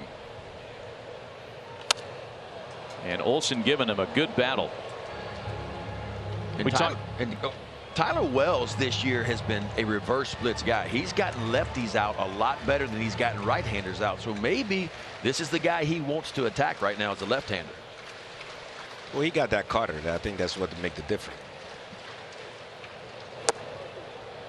All the way to a full count now. There you go. The little cutter right on the inside part of the plate. The previous pitch was cutter too, so it got in on Matt right there. And I think he's trying to jam him with that cutter. This is a guy right here I am not giving into in this situation. Third full count at bat this inning. And it's bounced out to first base. Mountcastle to Wells covering. And a leadoff double is left stranded. 5 complete in Atlanta this afternoon. Still a 1-1 affair. Coming up next week on NBC's Sunday leadoff package on Peacock, it'll be the Angels and the Guardians. We talked about that earlier. Shohei Ohtani, Mike Trout and company in Cleveland. Yankees at Cincinnati follows that. How about that LA Dodgers Tampa Bay Rays game coming up? You might want to rally for them to bring us back just to watch that one as fans. Yeah. I don't need to work it necessarily. I'd like just to be there to watch it. Well, I'd like to be in the stands, have a cup of brewski. Hey, I'm all in on that. Bryce Elder back to work. He has been splendid here today, as has his counterpart, his opposite number, Tyler Wells.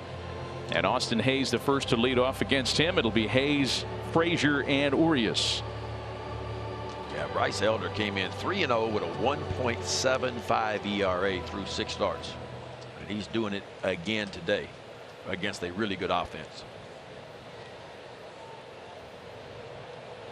Elder was, of course, a really good high school pitcher. In fact, a couple of high school no-hitters are on the resume for Bryce. Pitched, as Ben mentioned, at the University of Texas. He was a Longhorn, 5th-round draft selection by the Braves in 2020, but it wasn't always baseball for him. In fact, we showed you a number that compared his start to a season favorably to the great Tom Glavine. He's got a couple of things in common with the Hall of Fame left-hander, including a love of golf. at one point, Bryce thought that the PGA Tour was going to be his pro sports ticket. He's that good. There's something about Braves pitchers and golf. That's right. I mean, the great Glavine, Maddox, Smoltz trio, famous for their morning rounds. Did they ever invite you guys, Andrew? Any position players get to join those guys or not? In spring training, I think my first time playing, Smoltz gave me probably like 20 strokes or 2-stroke a hole. And I still couldn't beat him. Still couldn't beat him. Still couldn't beat him. But this was a long time ago. I think if you give me, that many strokes this time, I'm sure I probably will beat him. Well, here's the thing. We talk about drafting and developing, right? And you mentioned 5th round pick was Bryce Elder, and look what he's doing at the big league level. How about the 4th round pick that year in 2020 for the Braves, Spencer Strider? So you get Spencer Strider and you get Bryce Elder in the 4th and the 5th round. Pretty impressive. You're doing something right, for sure. Well, it's not a coincidence that the farm director that made those decisions, now the general manager in Houston, right? I mean, those talents get rewarded. Bryce was a Michael Young fan growing up. One of the all-time Rangers greats. A ball and no strikes, the count to Adam Frazier with a man on. Frazier has had a nice afternoon. He has walked and doubled.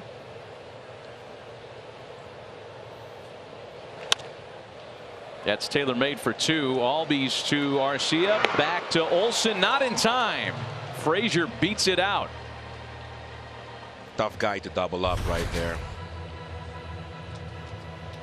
Yeah, ball just wasn't quit hard enough. Arcia with a big arm coming across the diamond, but not nearly in time to get Frazier, who is an above-average runner. Had a career-high stolen bases last year. Did Frazier had 10 of them, so he can get down the line. Well, you have been very complimentary to Adam Frazier today, despite the fact that he's a Mississippi State guy. Kind of expected you to. I love my Stark Vegas people, except when LSU plays. That's what Mississippi State. I thought you were going to lean into all that college rivalry stuff on him. There's only 3 games a year. I don't like Mississippi State. Well, LSU has put together one heck of a team. If you follow college baseball, they could very well make Major League history this year. The 1st and the 2nd pick from one team in the draft. I mean, right now you got Dylan Cruz expected to go #1, the LSU center fielder, and Paul Skeens expected to go #2. That's never happened in the history of the draft. Well, there it is. The answer to the question being asked in the production truck: in which inning would Ben McDonald start talking about LSU? It's top of the 6th. But I waited a while. I had the under on it. They've been #1 all year long, but there's some concern there. When Paul Skeens doesn't pitch, the LSU pitching staff has a 10 ERA. So obviously he can't pitch every game. Wow. Ball and a strike to count to Ramon Urias, who drove in Baltimore's lone run back in the 4th. It looked like Frazier trying to go right there. He's got 6 stolen bases already. I like Frazier. He's a good player. He's one of the guys that you want on your team. Yeah, they picked him up because of the experience, for one thing. He's very good above average defender. And there he goes. And he's going to have to go back. Had a nice jump that time, too. Yeah, Brandon Hyde being pretty aggressive. You know, Adam Frazier, for whatever reason, had a hard time replicating his success in San Diego that he had in Pittsburgh, where you were just used to this guy rolling out of bed and going 1 for 3, 2 for 4. He was a 300 hitter. And sometimes that change of scenery, you go from an NL Central environment to the NL West, where there's marine layer air and you've got the unbalanced schedule that at the time they had, and it just didn't click for him out there. It's tough. I mean, change is always tough, and you want to go out there and show that you belong and you can help that team win. And being on the, not say anything about Pittsburgh, but having losing records, quite a few years, and you go to a team that, hey, we're here to win, and we want you to be part of the winning team, and trying to do too much can make the difference. Count remains 2 balls and 2 strikes to Ramon Urias.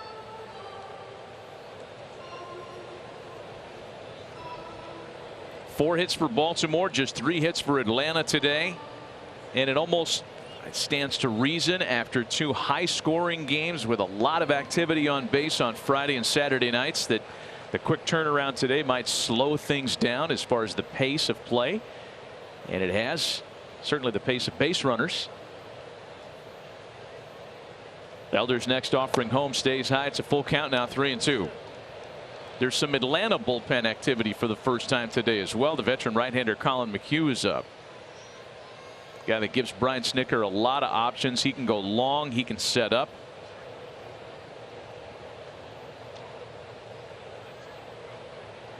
Frazier runs again, and it's fouled away.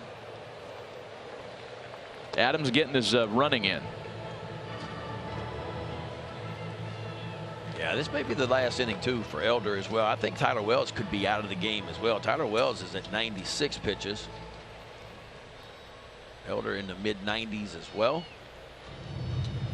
I think this courtesy talk went out there just to give time for the bullpen to get ready. So we might be looking at this is the last inning for both pitchers.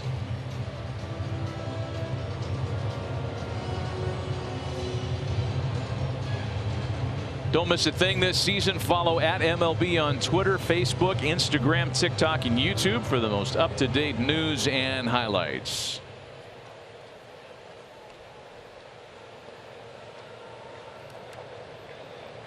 The 3-2 pitch home, fouled away. We'll do it again. 9th pitch of the plate appearance coming up.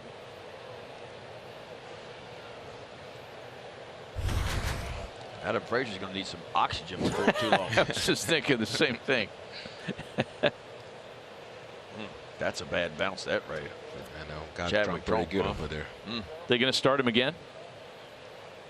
Only if he catches his breath. He's checking his pulse right now. See where it's at. Oh, he'd have to be moving. I would think he would.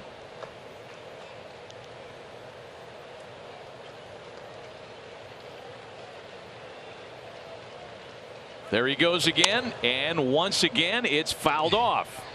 I mean, somewhere, you know, Anthony Santander might be in the Baltimore dugout thinking, show me something when you get to 12 straight foul balls. That's as right. He did earlier this week. A 16-pitch at bat. Frazier's going there. Please put the ball in play.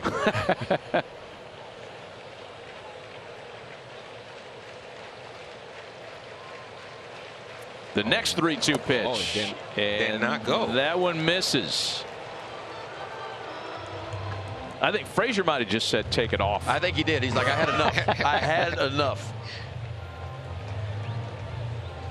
Here comes Brian Snitker, and he's walking slowly because I think he's got the hook in his pocket. 2 walks in the inning. And yes, the Braves will make a pitching change. We'll be right back. The biggest names in news and pop culture next week. Catch his interview with Jessica Chastain on NBC and streaming on Peacock. And don't forget, you can watch Today live every morning right here on NBC. Big Sunday afternoon crowd here at Truist Park, and they've witnessed the first pitching change pulled off by the Braves today.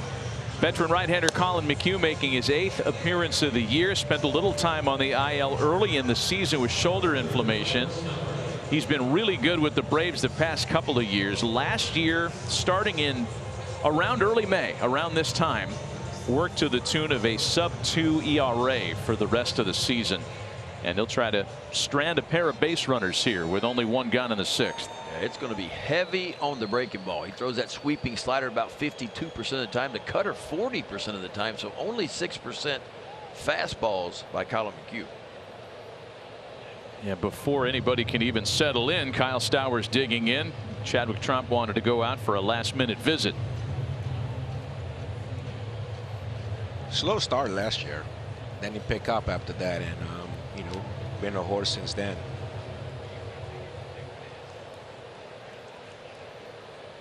Stowers hitless so far today, and 0 for his last 9, dating back a little bit farther.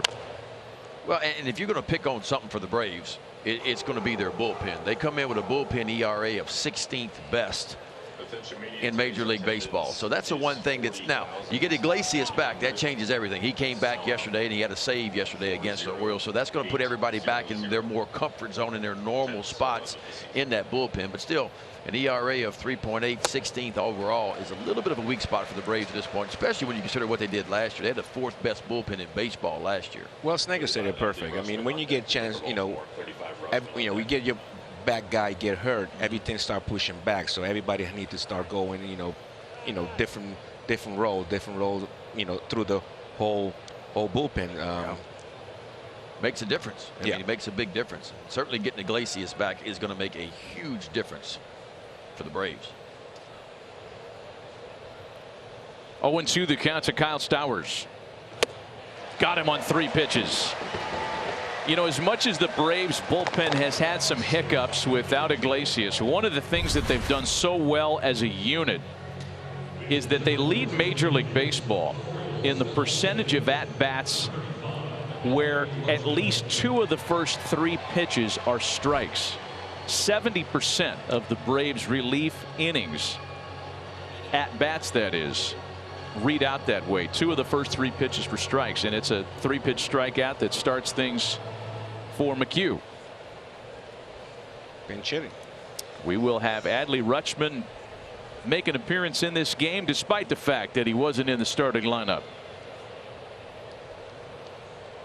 Baltimore's all-world catcher with a good chance here with runners on, and I would think that Brandon Hyde was kind of sitting on him for an opportunity just like this. No doubt. I mean, look, he's played in every game this year now, and he's caught just about every game.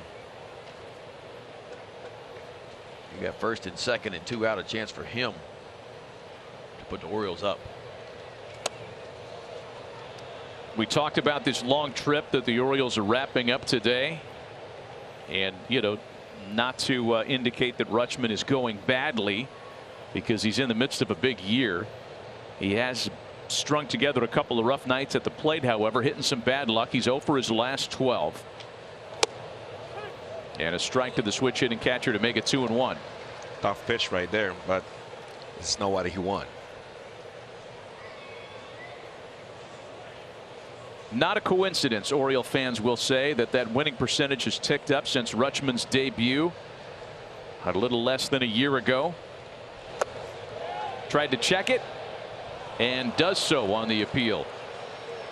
He's made a giant difference for the Orioles. He put an Oriole uniform on to big league level. Did he go? No, he said no. That is close. When he's behind home plate, the pitchers hardly ever shake off anything. He's adapted very well to the league. And boy, he's been even better offensively this year than what he was last year. And he draws ball 4. And that's what he does a lot right there. He'll give you the best at bat day in and day out for the Orioles. Yeah, even when he's not swinging the bat per se, he has still reached base safely more than any other American League hitter because of that ability to draw the walk. And they're loaded now for Cedric Mullins. Go back what you say, Ben. I mean, the catcher make different on pitching staff.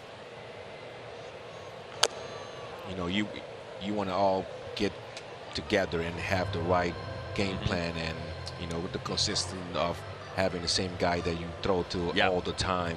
And I like that kid, and he came up last year, and I followed his career. What I love about him as a catcher, some catchers, their defense, their offense affects their defense. When Adley Rutschman started off slow last year for the Orioles, he still was committed to the pitching and what he was doing on the defensive side of the ball. 1 ball, 1 strike. And that happened with everybody. I think we go as a shortstop, catcher, center field. You can't let your offense. But young players tend to do that from time to time, till you get a feel for what the big leagues is all about, because sometimes you take your at bats onto the field with you defensively. Yes. But Rutschman's been able to separate his.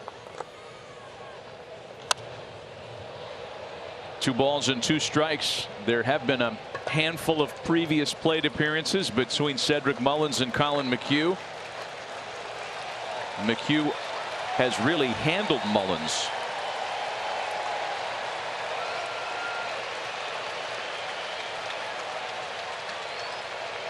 2-2 pitch. He's missed with a breaking ball to fill the count. Boy, neither one of these teams today have a base hit with runners in scoring position. The Orioles 0 for 6, and the Braves are 0 for 4. Big opportunity right here. Rutschman and Urias running. Here's the 3-2. He got him. McHugh's mastery over Cedric Mullins continues as once again Atlanta pitches out of a jam. Big time pitch by Colin McHugh. He's known for his sweeper, and I tell you what he does. He sweeps Cedric Mullins right off the field in a big situation. We are 1-1 going to the bottom of the 6th inning. Credit card. Great day here at Truist Park. The zip line's hot. And this place opened in 2017. The plan was to develop the outlying area, the Battery, and it has turned into quite a destination. Really such a terrific place to watch baseball, spend a day, spend a week. Another sellout crowd here today, the 10th sellout of the season. The Braves have sold out 10 of their 17 home dates already this year.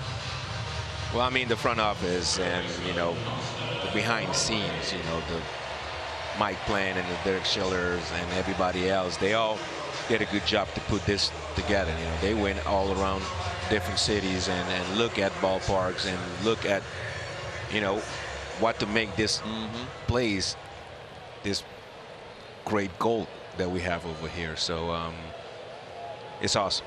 I mean, I love it down here. Austin Voth is a new pitcher for the Orioles, going to work on Austin Riley, Ozzie Albies, and Eddie Rosario. Yeah, Austin Voth had a rough start to his season out of the bullpen. He gave up a home run in each of his first 5 appearances, but he's been better as of late. It was a huge part of the Orioles last year with that pitch right there, his breaking ball. The Orioles picked him up from the Nats last year, and boy, he was a spot starter at times, did really well starting, big part of the bullpen.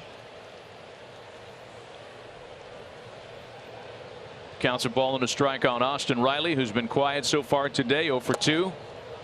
More extra base hits than anyone not named Aaron Judge across Major League Baseball last year for Austin Riley. Some of the bullpen ranks for the Birds, middle of the pack in ERA, and the innings total is probably the one that you might want to keep an eye on there. It's not a coincidence that teams with the fewest bullpen innings play in the postseason. Last year, the 5 teams with the fewest bullpen innings all played in the postseason, and the 2 teams with the very fewest bullpen innings met in the World Series. Yeah.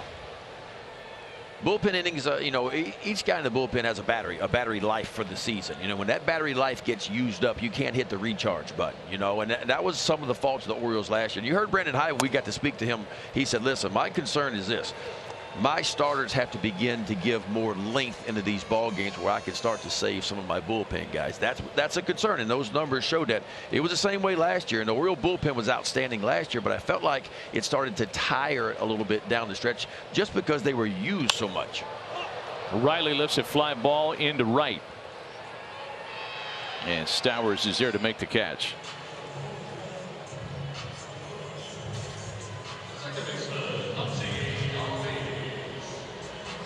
Well, I know that we're here in Atlanta at Truist Park, but back at Camden Yards, and Ben, you see it all the time, the changes they made to the ballpark, that monstrosity in left field. I would imagine that right-handed relievers in particular have a lot more confidence pitching there than those in your day may have. No doubt. I mean, it's gone from a big-time hitter's park that allowed the most home runs in baseball the last 4 or 5 years before last year to one of the most pitcher-friendly parks in baseball now. And it's a way to attract potential free agent pitchers, right-handed pitchers, into Baltimore now. And, you know, it's tough. I mean, the hitters don't like to hit there. The right-handed hitters do not like to hit in Baltimore that much anymore because it's so big out toward left field. Now, everything else is still the same, and the ball still really jumps from right field over towards left center field, but it's certainly a pitcher's park now. Counts a ball and a strike to Ozzie Albies. You know, the experience when this place opened in 2017, Andrew, you were retired at that point, but you remember the dialogue. Everybody thought this was going to be a bandbox because there were 2 homestands to start that year, April of 2017, where the ball was absolutely flying to right field. Now, the area around the ballpark has grown up a little bit, the wind isn't what it was in 2017 because of some of the construction outside the ballpark. And the consensus now is that this is a very fair place. Well, I mean, it depends the wind, like you say. The wind slurve in here a lot, and depends where the wind's blowing. And it looked like when it's blowing to right field, it kind of reverse from the building and blow to left. Albies waves and misses. Then they go the opposite way. So I still feel the ball carry pretty good to right center here, and I think that's, for me, that might be the jet stream of this ballpark. Yeah.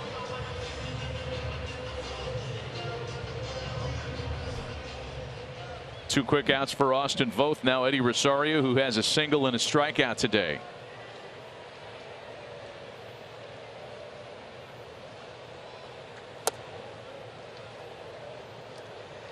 Not to discredit any of the pitching that we've seen today because it's been very good. But this feels like two lineups that have been involved in long, high-scoring games the past couple of nights. 9-4 on Friday. And then yesterday, a lead that went back and forth a couple of times before Atlanta earned a win to even up the series. Yeah, it's been a great series. I mean, Braves had what, a 2-1 lead going into the 7th inning in game 1. Orioles score 7 in the 7th to put that one away, and then the Orioles had a 1-run lead going into the 8th inning, bottom of the 8th last night, and Kevin Pillar pinch hit for a 2-run homer and gave the Braves a 1-run lead. They're going to win that ball game. So it's been kind of like two heavyweight punchers, right? Kind of going back and forth in 3 really good games at this point. Well, the records say it. You know, they top in their division, and you know, Baltimore's not right behind the Rays, but the numbers speak for themselves. They all won 20-something games, and it's going to be a battle. And you know, they match up at the same way as they hitting. You know, I think Braves got a little edge on them on the pitching side. Austin Voth doing his part. A routine 1-2-3 bottom of the 6th, still a 1-1 game. To table, how about farm to title? Drafting and developing and turning it into a World Series title. 2013, the Astros drafted pretty well, won a World Series in 2017. Go back 5 years before the Braves World Series championship. It traded for Max Fried, drafted the other guys, and how about these Orioles? Hey, we're not saying it's a guarantee, but when you draft can't miss guys like Mountcastle, Henderson, Rutschman, and company, the Orioles think that they're on their way. Well, Mike Elias, the GM, has done a wonderful job drafting. I mean, you talk about 2 of those 4 guys.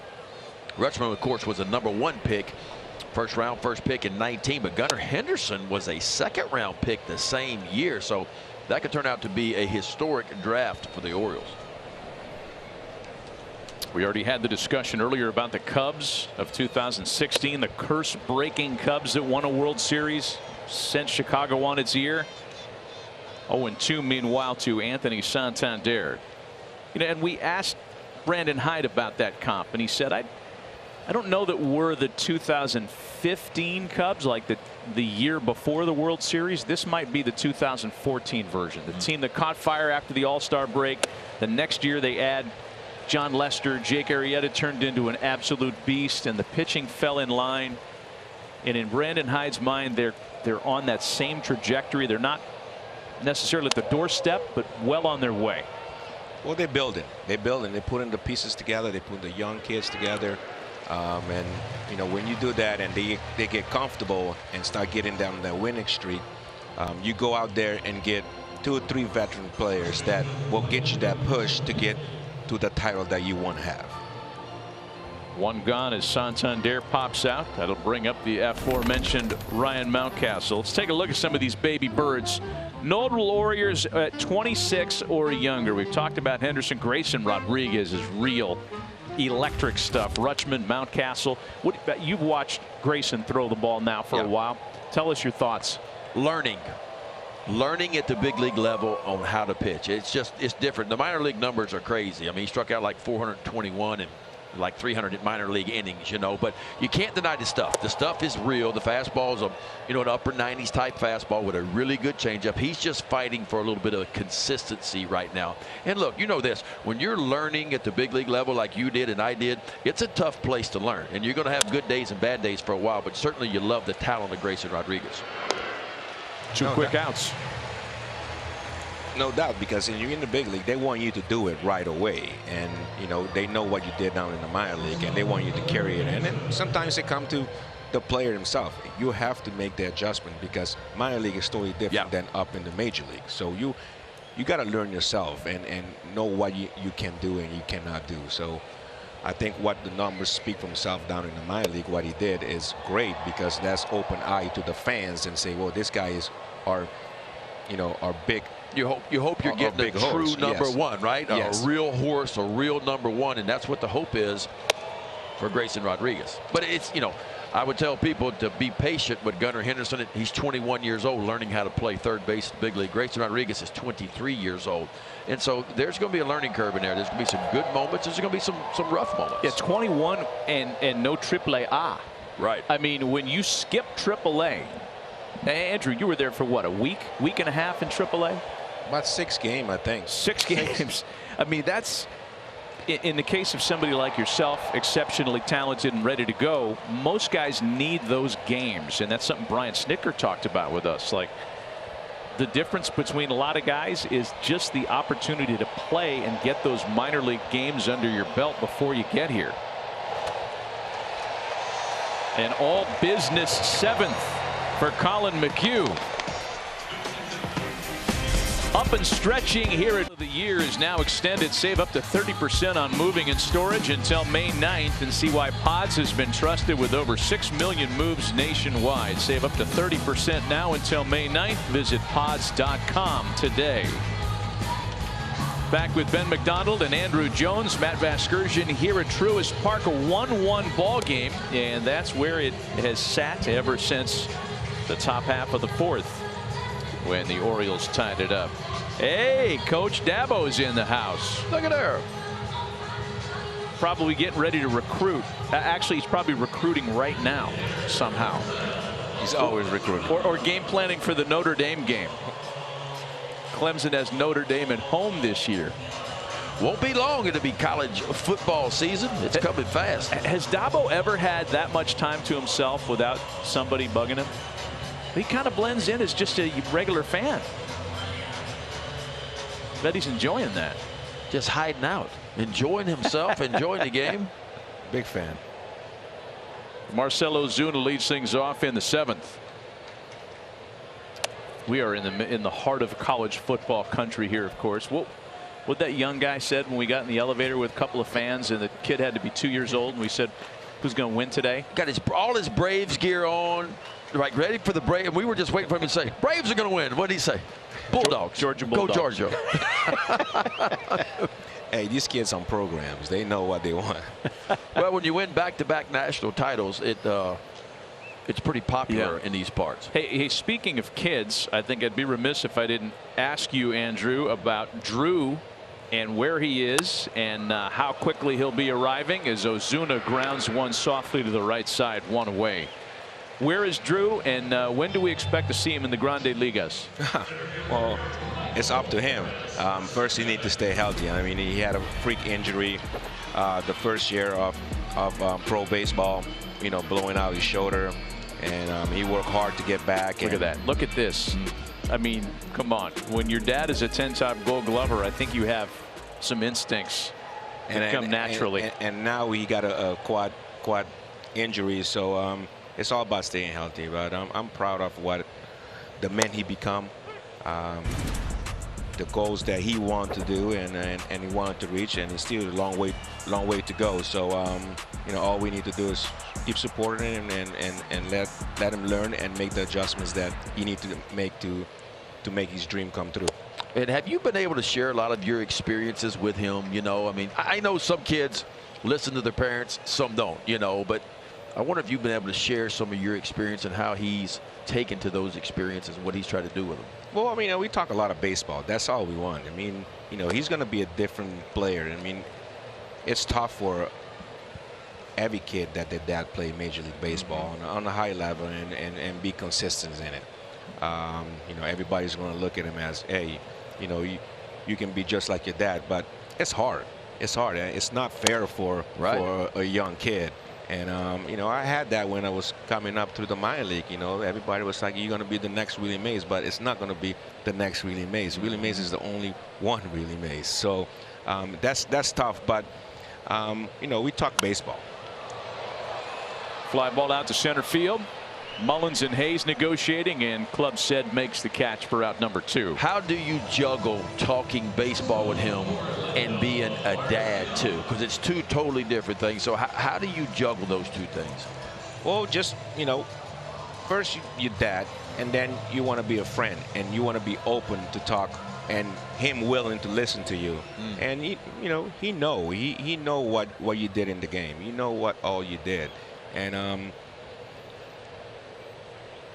to talk baseball, you know, just go out there and have fun, enjoy it, right? And you know, be a good teammate. And I think that's what he is. He's always willing to help others, and you know, it's so many stuff that, you know, we went through as a young kid and trying to chase our dream, right?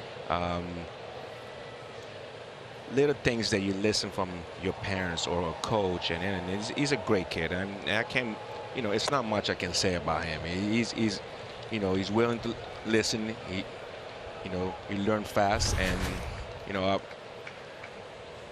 all I can wish is all the best for him, and stay healthy, and hopefully he can make his dream come true. Ball and 2 strikes, the count to Orlando Arcia. Checked it. Is he going to be here on that late summer day when the Braves retire number 25? Is he going to be here? The whole family better be here, I'd imagine, huh? He's still going to be playing it. And I think the season ends, I think, September 7th. I think, or the last game is September 6th. So we'll see what happens. And they'll give him a day off, I'm pretty sure. Braves go down in order in the 7th. Presented by Uber One, a 1-1 ball game. And as we're into the top of the 8th inning, another relief inning from Colin McHugh, who came out for starter Bryce Elder in the 6th. And he has kept the ship righted for the Braves. Same of Austin Voth out of the Baltimore bullpen. And again, we've got 2 runs and just 7 combined hits in what's been a well-pitched afternoon here. Yeah, McHugh's been huge, right? I mean, this Atlanta bullpen got used last night. So Anderson went 1, Lee, Mentor, and Iglesias all collected 1 inning of work. And boy, McHugh's going out for his 3rd inning of work and has kept the score exactly where it is. I feel like this early morning game got everybody a little down. And like you said before, that first game, you know, a lot of run scores. Second game kind of close. And 1 easy out for Colin McHugh here in the 8th. You know, McHugh's an interesting story.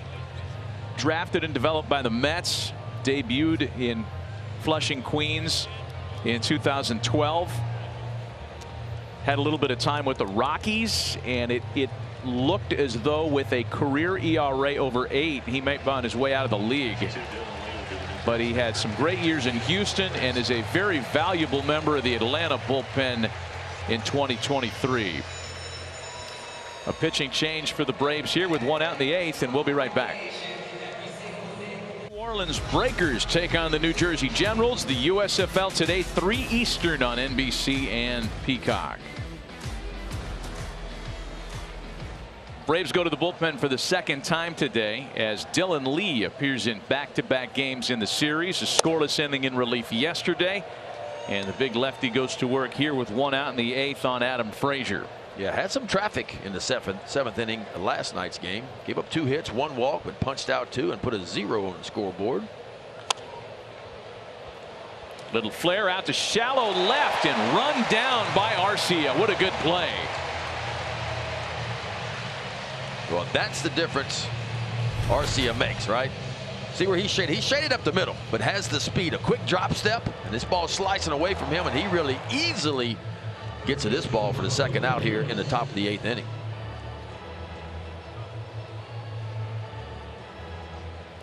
You know who appreciates that more than anybody? The guy on the bump. Well, everybody wants a clean play all the time when the ball get put in play. Ramon Urias takes a strike.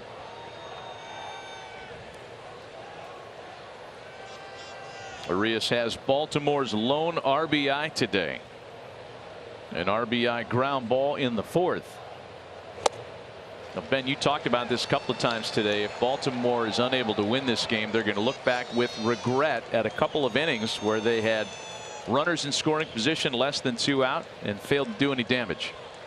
Yeah, and those are when you got a pitching staff like the Braves have, and you got to take care. When you don't need a base hit to score a run, it is big in order to try to get those runs home. And the Orioles just couldn't do it, and that's why we're sitting where we are in a pitcher's duel at 1-1. We're in Cleveland and Cincinnati, the Reds hosting the Yankees, and then Dodgers and Rays, 2 very good teams. We got a good schedule. Nick Swisher, Ahmed Fareed down at field level. Yennier Cano, one of the nastiest relievers in all of baseball. This guy's a giant out there, coming onto the mound for the Orioles. A couple days off for him. If you're a Braves hitter, what are you thinking right now? 0.00 ERA. I mean, at the end of the day, right now, I mean, it's kind of hasn't really been in a very offensive game today. But anything you can get early part of the plate, Murphy's up right now. They're trying to bring a little power into the plate. One swing could really do some damage. Get some in the middle part of the plate. Go early because you do not want to sit around to 2 strikes with this guy on the mound. All right, Matt, let's send it back up to you. Can't wait to watch this guy pitch, guys. I know you feel the same way. And just as Swish identified, Sean Murphy, the pinch hitter, early in the count, took a great play by Gunnar Henderson to get him on that tough chopper to the left side. Well, you talk about athleticism, right? Athleticism in the middle part of the field. Gunnar Henderson been playing mostly third base, but watch this play, folks. Barehanded and a rocket as he rips it across the diamond. And I mean just in time to collect the first out of the inning. You talk to Gunnar Henderson, he's playing third mostly for the Orioles, but his favorite position and where he eventually wants to be is at that shortstop position. Well, I mean, he got drafted as a shortstop. Yes. So, you know, right there we see what he can do. And that's a big guy, too. 6'3", 6'4". Ronald Acuna Jr. now. He's been conspicuously quiet this afternoon, 0 for 3. A power versus power matchup in the bottom of the 8th inning in a 1-1 tie. I can see how difficult Cano is because his arm slot that he comes from, and especially for right-handers, you know, I mean, it's the velo is the difference too. It's high velocity fastball. You saw it 97, but the sinking action on that 2-seam fastball, it's a bowling ball type sinker. A good changeup, an occasional slider he'll throw in there. And he's probably been the biggest surprise for the Orioles this year. This was a guy that came up last year and just a little bit of work, 4 innings of work for the Orioles last year, had an elevated ERA, couldn't really throw strikes. It was different for him in spring training this year. And he gets called up, and Brandon Hyde puts him in a game in Chicago a couple of weeks ago. Not because he thought he could get the job done with runners on late in the ballgame, but because the bullpen has been used so much. He was the only guy available, and yet he went down in shutdown mode. And he's arguably been the best reliever in baseball the last 2.5 weeks. I mean, he's allowed 2 hits in 14 innings of work. Acuna slices that one just foul. Well, a lot of movement, a lot of ground balls, and I can see why. You know what I can't see? I can't see what Minnesota didn't see. I mean, he's one of 4 players that came to the Orioles in that deadline deal where closer Jorge Lopez went to the Twins, and Jorge Lopez is an established, bona fide big league closer, really good pitcher. But the 4 players that the Orioles got from the Twins have a chance to make that a very good trade for Baltimore down the road. Cano was one of those players. There's a lively sinker that just misses. Well, you know, this game is a game of adjustment, and he made the adjustments these past years, and we can see why he's got a 0.00 ERA. I mean, I don't know if he wasn't going to keep it all the way towards the end of the year, but I can see why he's that effective. Jams him, and a ground ball for Henderson, out number 2. Yennier Cano last year between the Twins and the Orioles had an 11.50 ERA, guys. Oh, that's why. 18 innings of work. 18 innings of work, 26 hits. He walked 16 batters in 18 innings of work. And so the Twins 3 men of the trade, and the Orioles gave him a shot late in the year, and it wasn't pretty. And again, he wasn't expected to be a part of this bullpen, but he has been one of the biggest pieces here in the last 3 weeks. There's Matt Olson now, who can straighten out a fastball with the best of them. 0-1 the count to the guy whose solo homer in the first gave the Braves their one and only run of the day so far.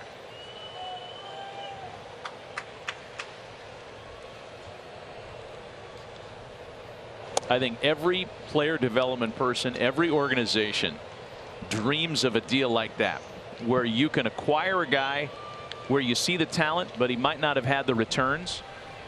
And you want to be the organization that turns them around. You want to be the team that taps into the potential. Certainly the Twins tried, and I get it now that you read me those numbers. Yeah, you never denied the stuff. As you mentioned, the high velocity, the sinking was always there. He just couldn't get it over the white part of the plate. And the Orioles have made some adjustments with his mechanics. He worked hard in the offseason, and his spring training was good. His spring training showed signs, but didn't make the club. But they thought, okay, he took a big step forward. Maybe there's something there. And boy, has there been something there. Well, I mean, this game too. I mean, when you get an opportunity, you got to take advantage of it, and that's what he's doing right now, and we can see it. That's the changeup at 91. So fastball is 96, 97, changeup about 91. You got guys going back to the dugout. Look at it. Yeah. When they grab the iPad after the at bat, you know it's some good stuff, right? Off speed pitch fouled away. They'd be like, I was on that pitch, but I was really not on that pitch. Well, and you mentioned it. It's a 6'5", 6'6" guy with an unusual arm slot too. For a big guy, it's way down low, and that's what creates that sinking and running action on that two-seam fastball. Next 2-2 to Olson. Got him. An impressive inning by Yennier Cano. He gets 3 All-Stars: Murphy, Acuna, and Olson. We go to the 9th. Adley Rutschman bats second, and to the new catcher Sean Murphy, after pinch hitting last half inning, will remain in the ballgame defensively.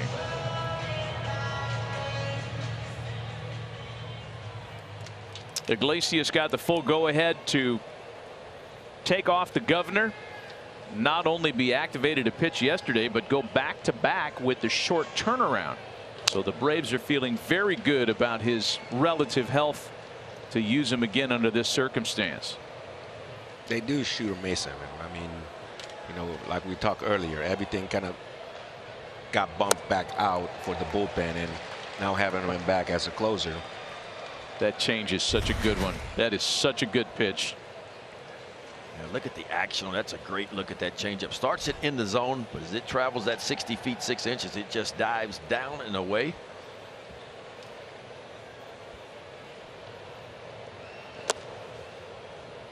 Ball and 2 strikes. Kyle Stowers hitless so far today, 0 for 2. Stowers, Rutschman, and Mullins for the Orioles in the 9th. Fastball crowds him, and it's a ball and 2 strikes. Iglesias has for years with the Angels, with the Reds, loves to finish left-handed hitters with that changeup. See what's coming on 1 and 2. Ooh, heater, look out. Satchel Paige bow tie pitch. Well, and I tell you what, you know what makes the changeup so good, because he'll do that. He'll use that high 90s fastball on the inside part of the plate to try to speed up the bats. And once he gets you sped up a little bit, then he'll go down and away with that changeup. Just like that. For a routine comebacker.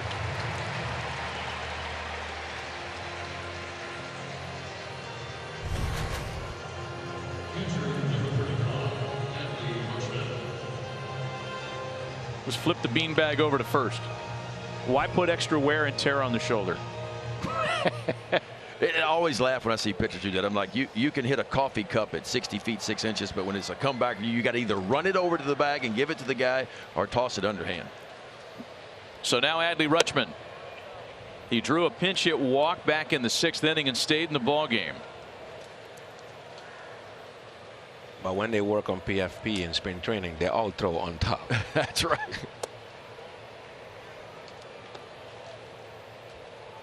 Not a lot of experience here head to head. Just one previous at bat, and that came with Iglesias as an Angel last year, part of a crazy ninth inning comeback win. Rutschman key to rally with an RBI double.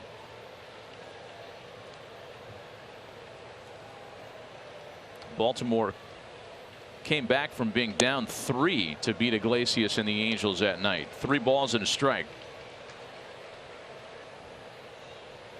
It's an interesting matchup because Iglesias throws hard and he's got the good change. And we'll tell you why. Because Adley Rutschman does not have a hole between those two pitches. Entering last night, Adley Rutschman had taken 44 swings at 95+ miles an hour and missed only 4 times. And his chase rate on changeups is one of the lowest in the game. He puts that one in play, but harmlessly for Olsen. It's 2 big outs for Iggy in the 9th. Well, Iglesias looked sharp. He was extremely sharp last night after coming off the IL. 2 punch outs last night. Pretty much wherever Murphy's putting that glove, that's where the ball is being delivered. And I think the Braves did a great job kind of holding him back, not rushing him back from that, from that injury. And, but it's easy, right? It's easy not to rush him back when you're winning a bunch of ball games too, right? That's exactly how it is. And when you're, number 1 in the National League, where the Braves are record-wise, you can give your guy an extra week, maybe. Yep. 0-1 to Cedric Mullins. Make it 0-2. Split change followed by a fastball. I know you hate that, Ben, but he does throw his change with a split grip. What is it? A split or a change? To me, it's one or the other. If you split your fingers, it's a split, right? But hey, we got a sweeper now. And we got a fly ball into center. Can of corn style for Harris, and the Braves have a chance to walk it off with the middle of their order in the bottom of the 9th. Riley, Albies, and Rosario were going there tied 1 apiece. Action live from Cleveland as the Guardians host the Angels. Watch Shohei Ohtani, Mike Trout, Jose Ramirez, and more face off Sunday, 11 Eastern, streaming exclusively on Peacock.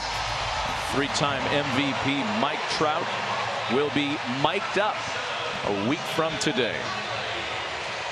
Well, a sold-out crowd here at Truist Park is hoping for the dramatics of a walk-off.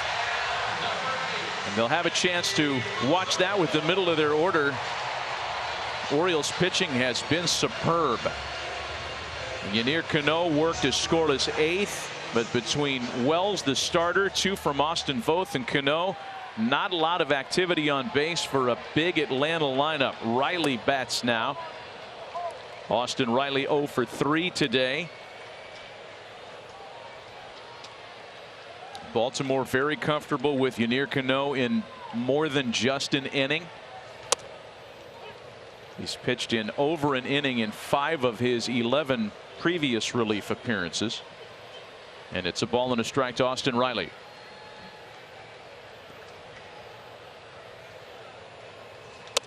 I think you'd like to have another pass at that. That's not an easy at bat from the right side, no, or the left side for that matter. I mean, that arm slot that he's coming at, it's just the ball just pop out of his hand.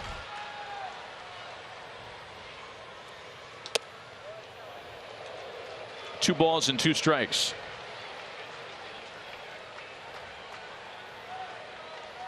Neither one of these offenses has had a base hit since the 5th inning. That's how good the pitching has been.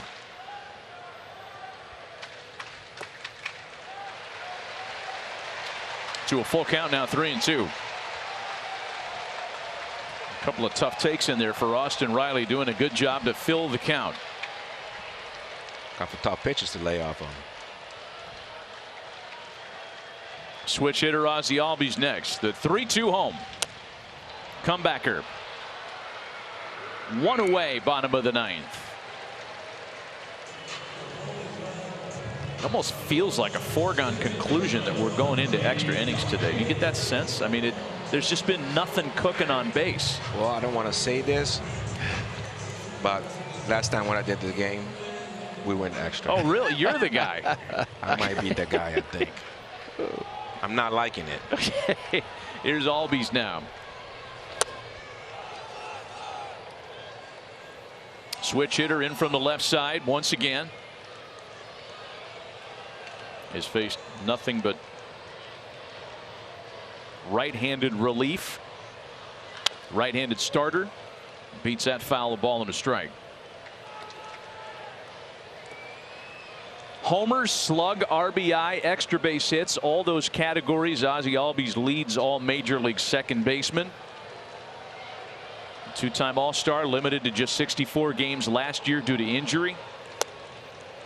2 balls and a strike.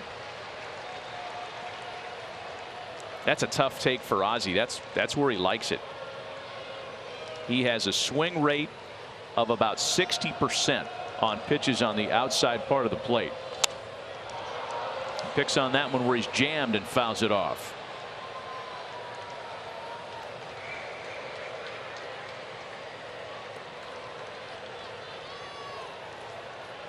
Great power from the right side. I mean, one of the most dangerous right-hander swings I see in the game so far. But I think the Braves looking more for a little bit more contact for him from the right side. Well, when he can do that right there to you, I mean, you got to gear up and get your foot down, right? It's coming 96, 97 miles an hour. When he pulls a string with this changeup, that's the one that'll hurt your feelings. Look at the action on that changeup. It dies down and away. 14 straight outs recorded by Baltimore pitching. And now it's Rosario with 2 out. I'm glad I don't have to face him. I mean, from up here, it looked pretty nasty. And then he threw that changeup. Yeah, good luck.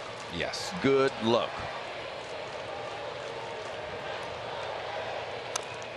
If this game does go to a 10th, Baltimore would start with Cedric Mullins aboard, and they'd have Santander, Mountcastle, and Henderson. So their best base stealing threat would be the guy that's automatically aboard to start the extra frame. And we're going there in a still 1-1 game. Stingy relief pitching on both sides of the scorecard this afternoon. It's been the Yanier Cano show in 23 for the Orioles. Yanier Cano punches out the last 2 he's facing. We're going to extras. Yes. Veteran Jesse Chavez is on to work the top half of the 10th inning. Most recently pitched on Friday, a scoreless inning in relief. And with a runner at second, Cedric Mullins will go to work on Anthony Santander. A 1-1 game in extra innings here this afternoon. And Santander's got one job: get a ground ball to the right side. If it gets through, that's a bonus. But he's got to find a way to get Cedric Mullins to third base with less than 2 out. It looked like he just tried to do that, and he just pulled a string on him. Jesse Chavez been around a long time. The unofficial Major League Baseball record holder as the player who's been traded the most times. No fewer than 10. It can be a good thing, it can be a bad thing. Yeah, you're wanted, right? Yeah. He was one of the players traded to the Angels when last inning's Braves reliever Raisel Iglesias was traded here. And then he ended up re-signing with Atlanta, a minor league deal. Here he is again. Comes home to Santander, who hits that one well out to right field. That's going to rattle around and score Mullins easily.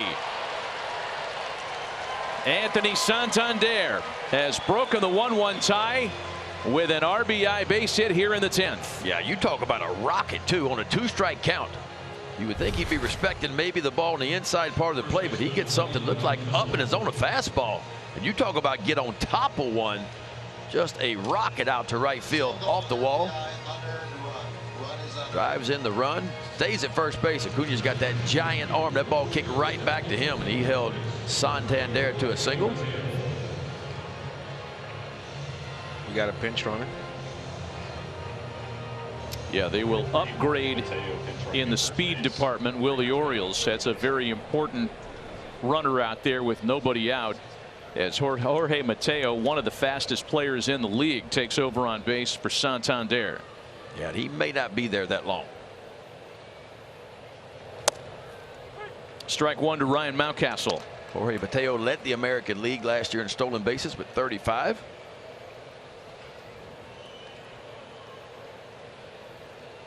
Scheduled day off for him today as a starter. He's got 11 stolen bases this year. That ties him for second in the American League. Oh, he had a little lean going there.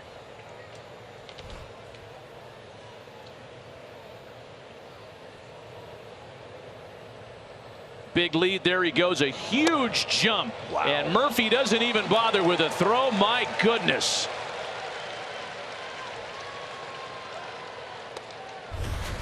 And I don't think Mateo meant to take off this early, because obviously it'd have been a pickoff move. He'd have been out by a mile, but instead he gets himself in the scoring position. Yet another stolen base for Mateo.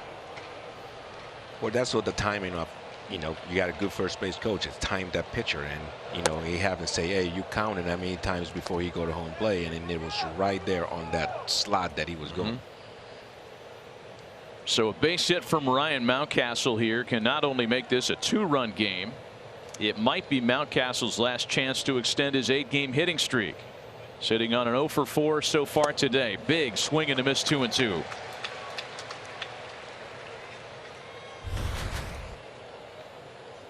There's that Chavez breaking ball. That's the good one.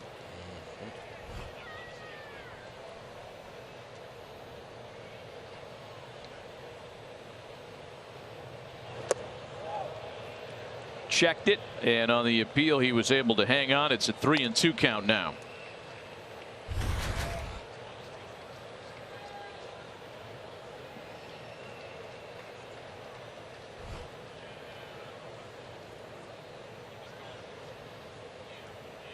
Gunnar Henderson waits on deck. Nobody out. Run-in runner at second, and still 3 balls and 2 strikes. Boy, and keep an eye on Mateo out at second base. The third baseman for the Braves, Austin Riley, he's playing way back, respecting the power of Ryan Mountcastle. He's got a long way to get to third base to cover the base if Mateo does take off. Got him.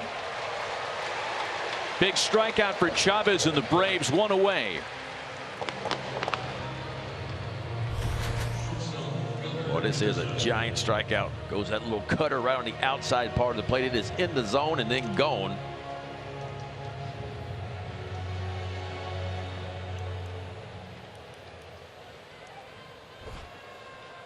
And now Gunnar Henderson with 1 away and a runner at second.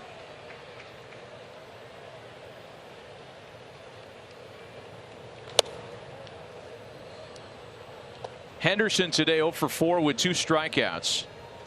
And wrapping up this long 10-game road trip for the Orioles with a 3 for 23 line.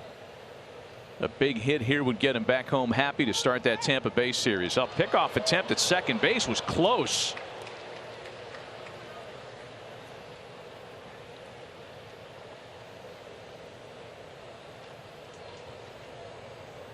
He want to hit it here personally, but he want a big hit for his team right here if they get that run in. Sharply hit to third, and Mateo's out. Boy, what an athletic play by Austin Riley on a throw that was in the dirt. Boy, this is so good. Arcia, this is a rocket, folks. I'm talking about a rocket. The easy plays at first base, but Arcia pivots and throws it to Austin Riley, who catches it all in one motion and dives back trying to get Mateo. The Orioles are going to challenge this. Watch this move. 2 very athletic moves. One by Arcia, and how about Austin Riley trying to finish it? It's tough to see there because third base umpire Malachi Moore is right in that camera spot. This will give us a pretty good look. I mean, I feel like he's out, but they're going to take a good long look at this in New York, and a good place to use your challenge if the Orioles. Why not? Boy, that is so close. The call to field is always the most important one, because if there's not enough evidence to overturn it, obviously you cannot. He's got him in the butt. I think so. After the review, the call on the field is confirmed. The runner is out. Baltimore will lose their challenge. Didn't take long. Call confirmed, and there are 2 away.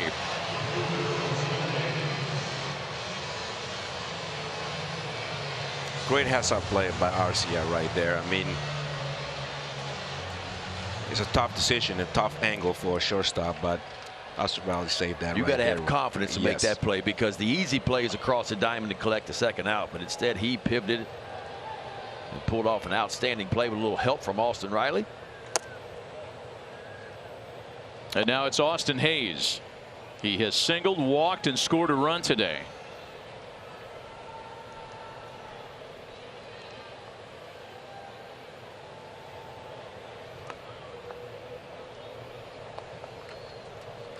When the Braves bat in their half of the 10th, they'll have the 6, 7, 8 part of the order. Ozuna, Harris, and Arcia. And if somebody gets aboard and makes things interesting, Sean Murphy would have a chance to hit.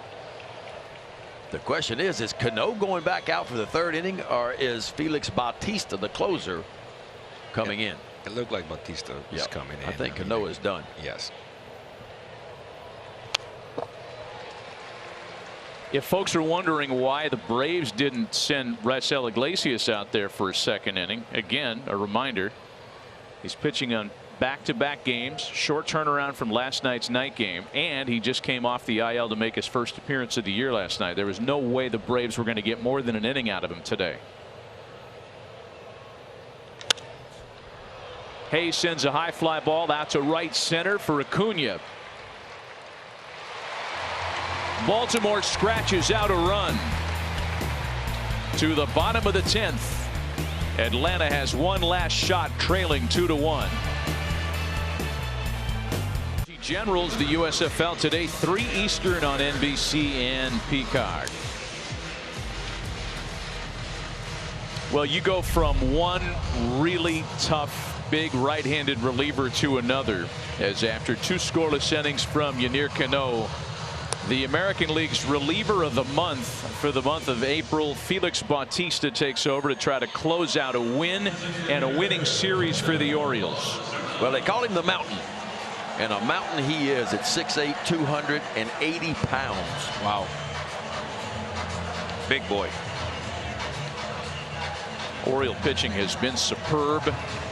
Bautista has been superb all year long. He has struck out roughly half of the batters he's faced this year. Very impressed with the bullpen. Sam Hilliard is the runner at second base. A pinch runner in Rosario's spot. He represents that tying run. And it'll be up to Ozuna, Harris, and Arcia to try to get him across. Ozuna hitless today, homered yesterday, his only hit in the series. 2 balls and no strikes. It's a big arm for Felix Bautista. Fastball will be 98. You'll see 101, 102 occasionally. Splitter and a slider behind it. When he gets a hit, he loves the elevated fastball and the splitter down.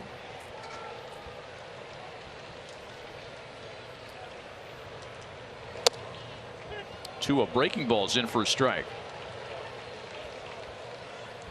Bautista has not pitched in this series. Last worked on Thursday in Kansas City, and actually allowed a run on a hit and 2 walks in his 1 inning of work against the Royals that night. 2-2. Yeah, he hadn't pitched in 3 or 4 days and was not sharp. 3 walks, but punched out the side, gave up a run. He's had a few days off since then.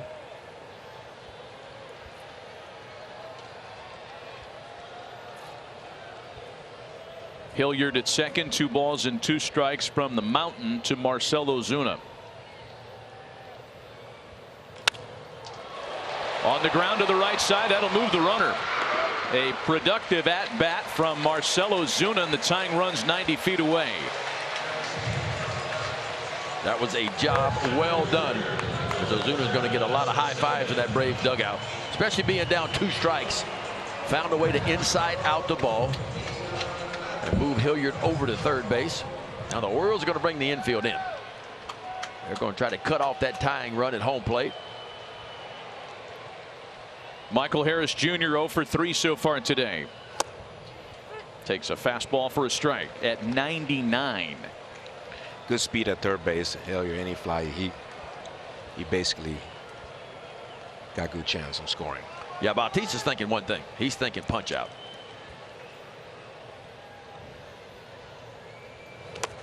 That one bounces away. The tying run scores.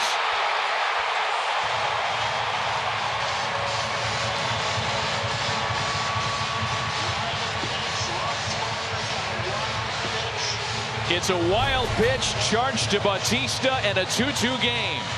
Well, we talked about this earlier, right? Runner at third base. That's a split finger fastball by Bautista. It bounces well out in front of home plate. Adley Rutschman fights as hard as he can to keep it in front, but instead it's off the checks protector. Hilliard scores. We are all square again. It looked like it hit off his knee protector. Ball and 2 strikes. It counts to Michael Harris.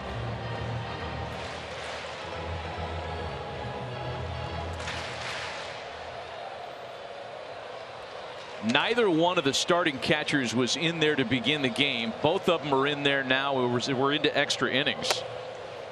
Both Rutschman and Sean Murphy were used as pinch hitters. Well, it was their day off, and I think the manager already told them from the beginning, you might be coming in, so be ready. Murphy's going to have a chance to be a hero here this afternoon. 3 balls and 2 strikes. Murphy had a walk-off homer in April, the first of his career.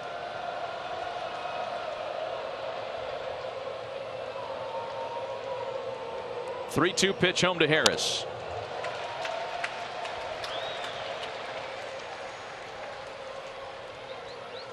The margins are thin in extra innings. The past couple of years, it's no longer a new rule, but with a runner at second base,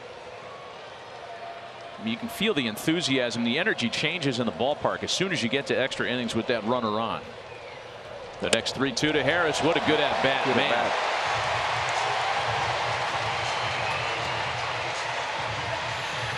Look like, if he's healthy, look like he's probably going to be running on Well, Bautista's given up some stolen bases this year because, again, he is so, it's a big high leg kick. It's 6'8". He takes a little bit of time to unwind. So you're right. If Michael Harris is healthy, I fully expect him to try to get in the scoring position here.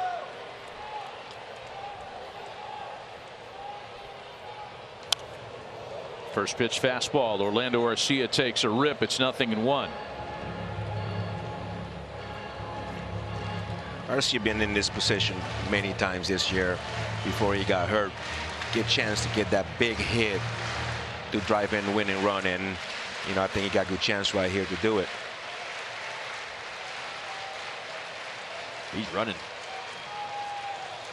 There he goes. Throw down is not in time. They're going to challenge it. Well, you can see Michael Harris was leaning. He was leaning toward second base. There's no doubt he was going to run and off. See that little lean? He is off and moving. Adley Rutschman right on the money. Safe call at second base. Adam Frazier with a quick tag. We'll get a look right here. I think he's safe. I think he's in there. Very close. Very close.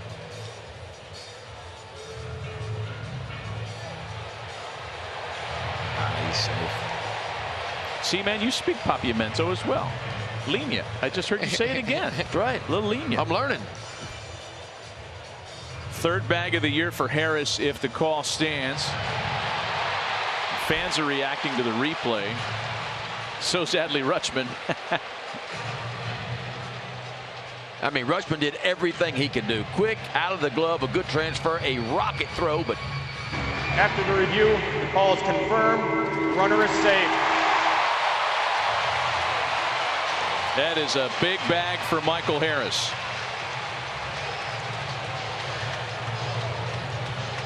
We all knew he was going to run. Yeah.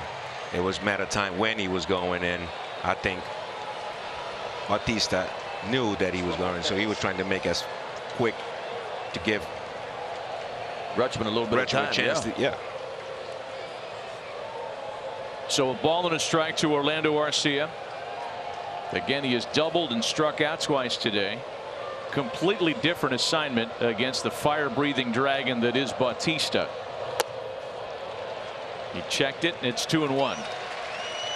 Check the count of ball and 2 strikes. Ball and 2 strikes on Harris, or on Arcia. I'll get it right.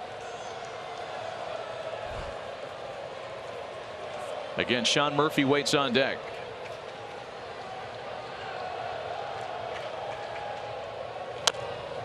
Topped in front of the plate to third, where they get the lead runner. What a play by Adley Rutschman. Well, this is why Adley Rutschman, one of the many reasons why he is a difference maker on the field. And boy, he knows where he's got to go. Ball just tipped right off top of the bat, out of the crouch quickly, and a rocket down to third. Ramon Urias applies the tag. Oh, he's out. Good play. Adley Rutschman, no hesitation at all. Hey, we see a couple of good plays on extra inning now. You know, Arcia. Yeah. There's nothing to challenge there either when you see the tag in the face. In the face, as Eddie Murphy would have said in Coming to America. I like that movie. Love it. Here's Sean Murphy now, who takes a strike. How about that fastball? 101.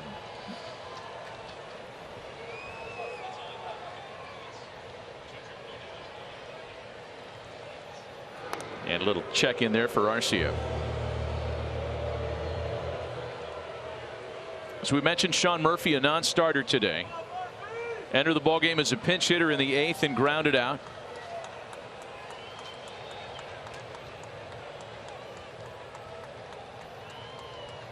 Long hold that time by Bautista, and a fastball fouled away.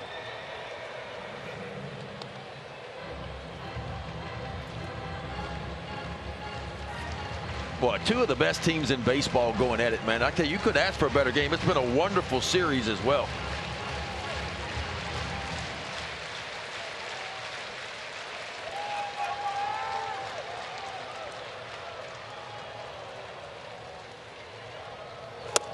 Got him. Took something off to strike out Sean Murphy, and the Braves settle with a tying run in their half of the 10th. Moving on to the 11th. Thanks to this, the wild pitch that tied it for Atlanta. It's a 2-2 ball game. Innings. Well, some defense on display right here. Arcia, a rocket over, and Austin Riley finished it. There's one out for the Orioles over at third base, and then Adley Rutschman quickly behind home plate. A dart down to Ramon Urias for another out at third base. So both of these teams, I don't know if you can call them base running errors or not, trying to be aggressive, trying to get to third base, but the defense was on point for both teams in that inning. Well, first, Arcia made a great play. I mean, and then Rutschman with a good play right there. Everybody want to get in that third base. You know, they know when you get a third base, you may put pressure on the pitcher. Sure. Especially guys like, you know, the closer on there with nasty split finger. You put a lot of pressure on the catcher to keep the ball in front of you, and you see how the Braves score with a wild pitch.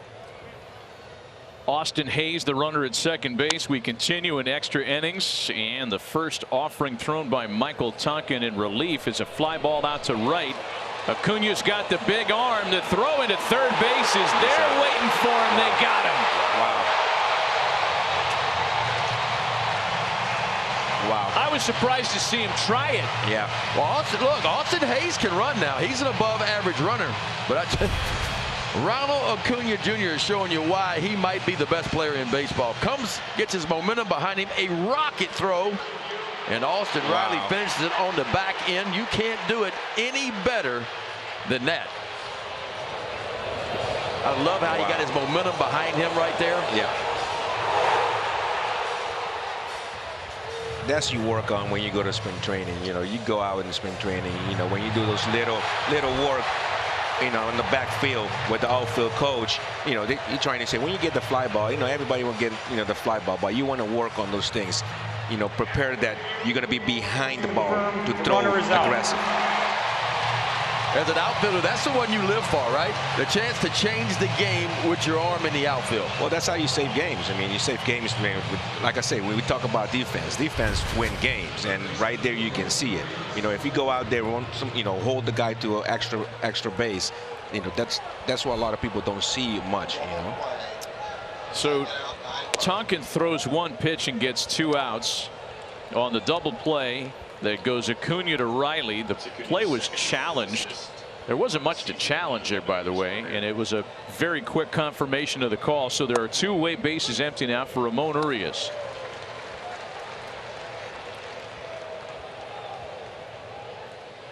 You know what's even more fun about that play by Acuna? He's going to lead off the bottom of the inning.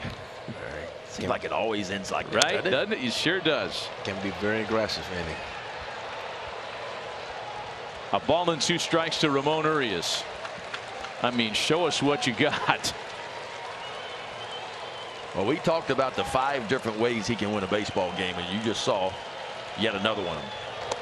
Well, you know, those are the things we miss in the game. I mean, we haven't seen much. I mean, you know, everybody's playing deep now, and you know, just trying to keep the runner from going to extra base hit and stuff like that. And we haven't seen a lot of assists in the game. You know, I mean, remember back then you see guys will have over 10, 15 assists a year. So, yeah, you know, seeing that back in the game, I love it.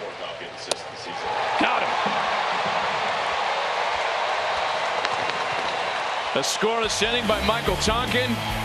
As we mentioned a moment ago, not only does Ronald Acuna put one on the highlight reel with this electrifying defensive moment, he'll lead it off for the Braves in the 11th. The Sunday leadoff coverage on Peacock. These are exclusive games, the only place you can watch these terrific matchups on Peacock, and that includes the Orioles making another appearance at Wrigley Field on June 18th. That'll be a fun trip back for Brandon Hyde.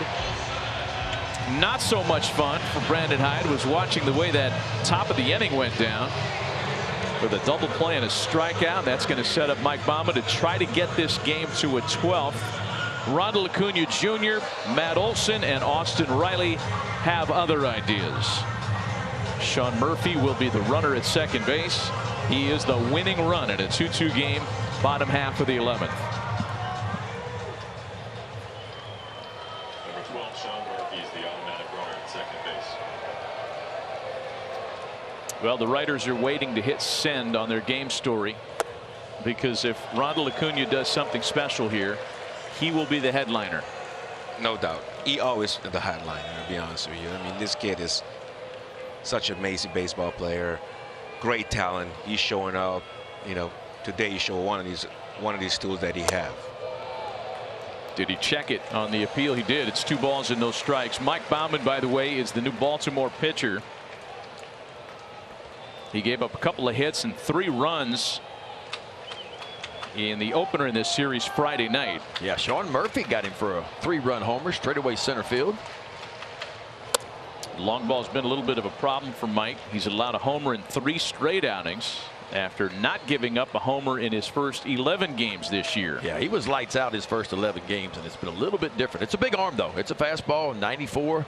He'll tick up to 97, slider and a changeup as well. Acuna on the 2-2 pitch bounces it to Urias. That keeps Murphy put at second base and is a very important out number 1.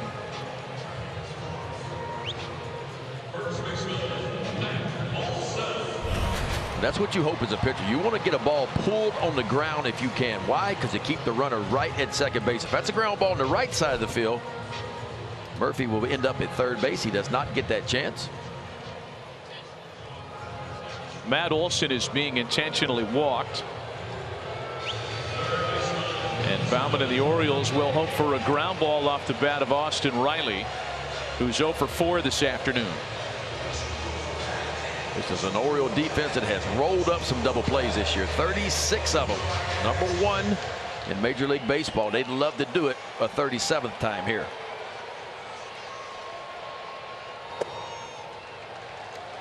Austin Riley has ground ball and has hit in the ground ball quite a few times already. So it's a great move by the Orioles. Murphy and Olson aboard with 1 away.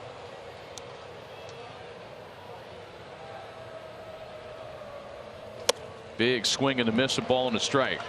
Austin Riley 3 hits, 3 for 12 in this 3-game series so far. There's the Mike Baumann slider.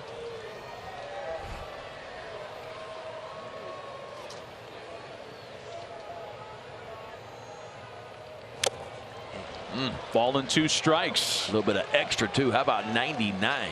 So slider and then 99 just above that to get ahead 1 ball and 2 strikes.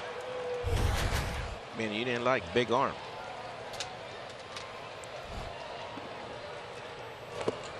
And Riley strikes out. Well, that is big time there by Mike Baumann. Get Ronald Acuna Jr. to ground out. You go slider, fastball, and right back to the breaking ball to pick up a huge punch out. And how about the job by Adley Rutschman behind home plate? Watch him lean forward, square the shoulders up, and keep that ball right there around home plate. They'll be up to Ozzie Albies now. 0 for 4. He struck out twice, trying to extend a 6-game hitting streak today. And it's 0-1. Ozzie has been in from the left side in all of his plate appearances today. As a left-handed batter, he's got the highest pull percentage in Major League Baseball, which would have been great if he was batting with nobody out and a runner at second base.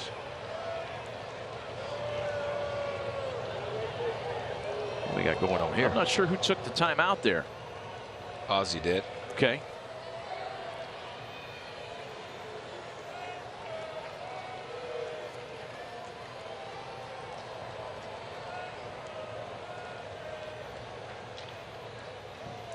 See Baumann shake off Rutschman once.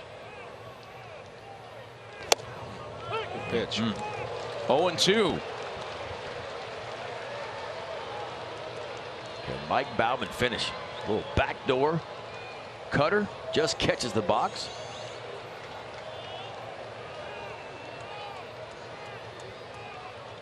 Albie struck out on a changeup in the 9th in his last at bat. That one's bounced up the line out of play.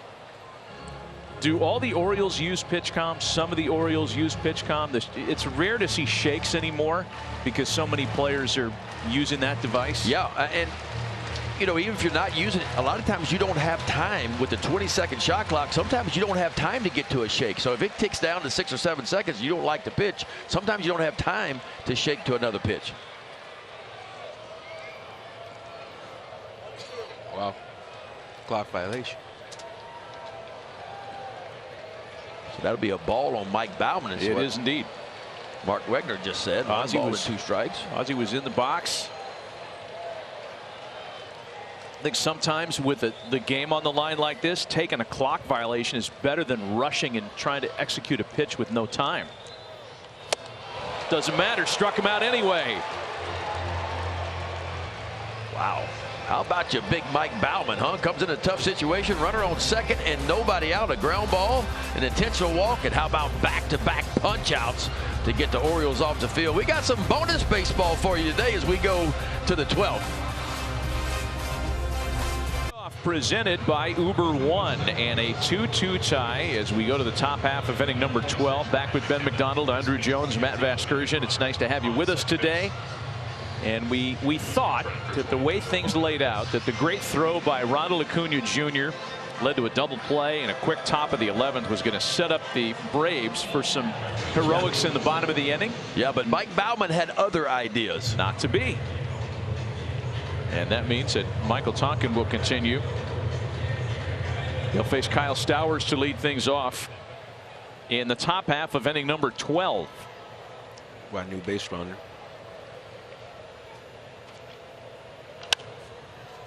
0-1 the count to Kyle Stowers, looking for his first knock of the game. McKenna pinch running. Yeah, McKenna out at second base now, above average speed. It's going to be one of those days where the whole roster gets low work, you feel like, right? You're in the 12th. They've already made a number of changes. You're getting deeper and deeper into both bullpens. The Braves have a day off tomorrow, a home day off, before a quick 2-game series with red hot Boston that starts on Tuesday. Red Sox, the hottest team in the league, winners of 8 in a row. And as we talked about, Baltimore goes home for a day with the Rays. High fly ball, slicing. And there's one gone.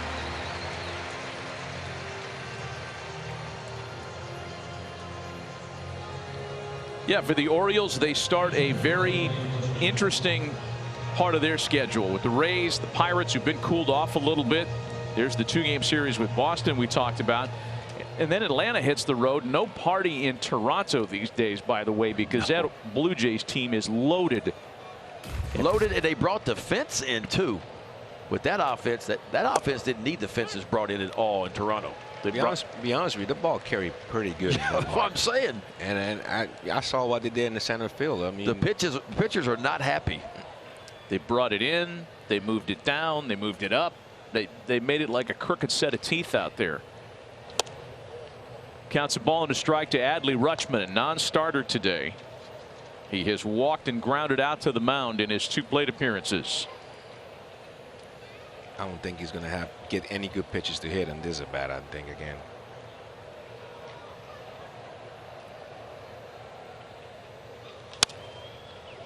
Ball and 2 strikes.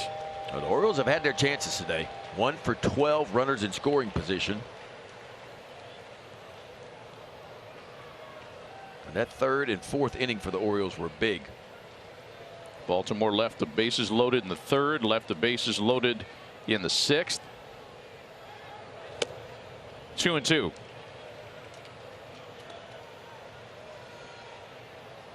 Those later opportunity, you go back, you're like, oh, we could have been on the bird already, flying Especially out. when you don't need a base hit to score a run. And the Orioles had 2 opportunities to do that, but the Braves pitching just too good. Sharply hit, and a good play by Olsen moving to his left to get the out on Rutschman. McKenna advances to 3rd, and there are 2 away. Another good pitch by Duncan. Boy, can Matt Olson play a little first base, huh?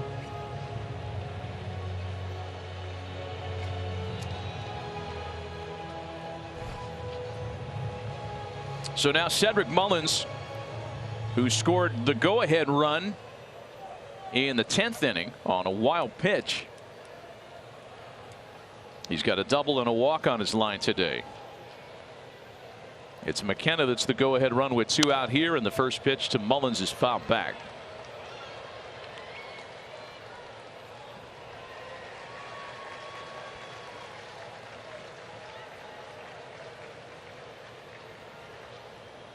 Less than 24 hours after a long game where both bullpens were used frequently. Here we are at it again today. Michael Tonkin, the 5th reliever used by Brian Snitker and the Braves. Baltimore's used 4 relief arms today. And a high fly ball out to shallow right for Acuna. Albies going back on it, and it's Albies that makes the catch. Another chance at a walk-off win for the home side. To the bottom of the 12th. Call the ball, Maverick, here at 10 feet. Still 2-2. Left-hander Cianel Perez, who pitched yesterday, was credited with a hold through an inning and a 1/3 of perfect relief with a strikeout last night. And he's out there again today after the tight turnaround. Brandon Hyde going a little deeper into his bullpen than he had hoped. Same true of Brian Snitker. And there's going to be a pinch hitter that starts things here in the 12th. Kevin Pillar was the hero last night. Bottom of the 8th inning, pinch hitting the game winner. Yeah, Danny Calhoun tried to stick a fastball, tried to sneak it right by Pillar, but he would have none of it, and that was the difference in the ball game. Great move by Brian Snitker right there. Pinch hit Rosario that is having a good year against lefties, and you know, he did the right move right there. Ozzie Albies represents the winning run at second base here in the 12th.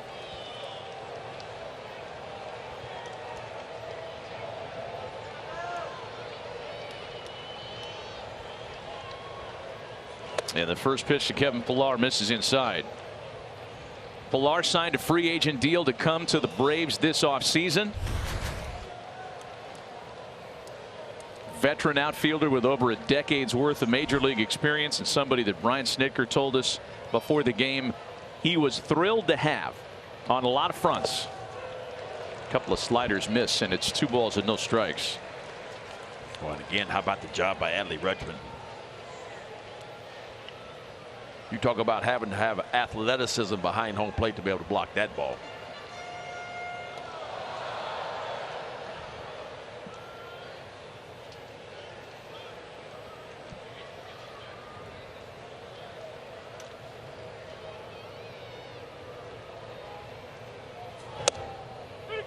Takes a 2-0 strike. Good pitch. He's trying to keep it inside so he don't get him trying to get that run over. That's exactly what the idea is. So Pilar's idea is hit the ball to the right side on the ground to advance the runner to third. Cionel Perez is working him on the inside part, trying to force him to pull the ball on the ground to the left side of the field. I think that was a mistake pitch right there. He had a pitch to do it, and he just followed back. There's always the games within the games.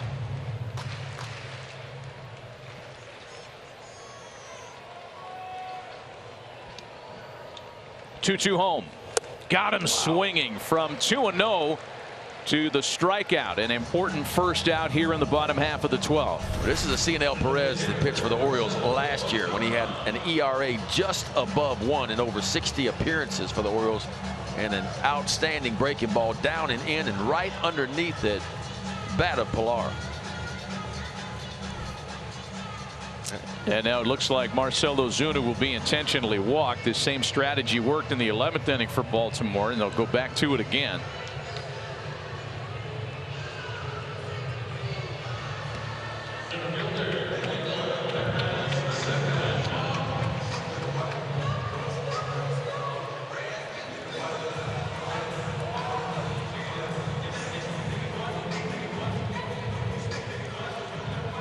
One out with runners at first and second now for Michael Harris.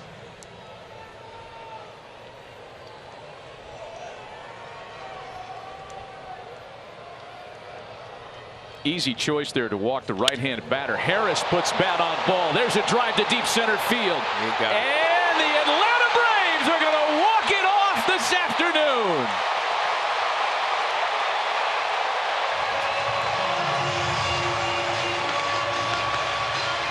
The hometown kid is the hometown hero today.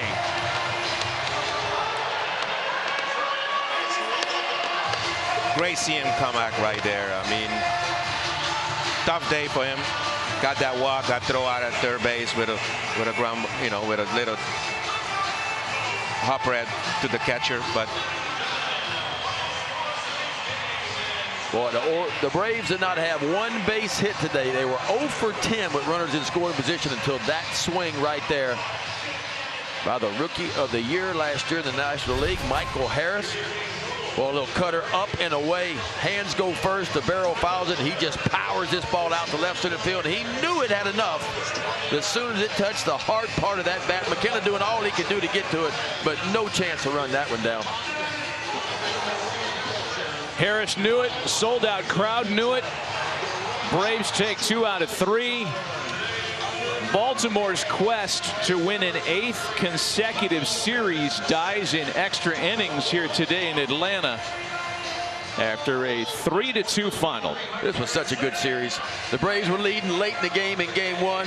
Orioles come back and win it. Yesterday, the Braves leading late in the game. The Braves come back and win it. And how about this? We go all the way to the bottom of the 12th inning before this one is decided. A 24-11 start for the Braves, one of the best in franchise history, as we send it down to the field and Ahmed Fareed. All right, thank you, Matt. Michael Harris, the walk-off winner. Got Nick Swisher here. I'll let you guys geek out on hitting, Nick. Go for it. Tell me, come on. I mean, it's a 12-inning game right here. I mean, you played last night. You come in here today, early game, 11:30. Not exactly the start you wanted. What were you looking for in that last at bat? Yeah, I was just looking for something good to hit. Last night he gave me a slider first pitch, and I was kind of waiting on him to do that again, and he did it. So I took advantage of it and tried to end it. It was beautiful, bro. It was beautiful. Congratulations, Michael. Matt, back up to you. Hey guys, MLB Sunday leadoff continues next Sunday, 11 Eastern, as the Los Angeles Angels take on the Cleveland Guardians. That game exclusively on Peacock. 3-2 Braves, the final score in Atlanta this afternoon. Coming up next on NBC, USFL football, the New Orleans Breakers and the New Jersey Generals. Paul Burmeister and Michael Robinson on the call. For Andrew Jones and Ben McDonald, Matt Vasgersian saying thanks for watching MLB Sunday Leadoff, presented by Uber One.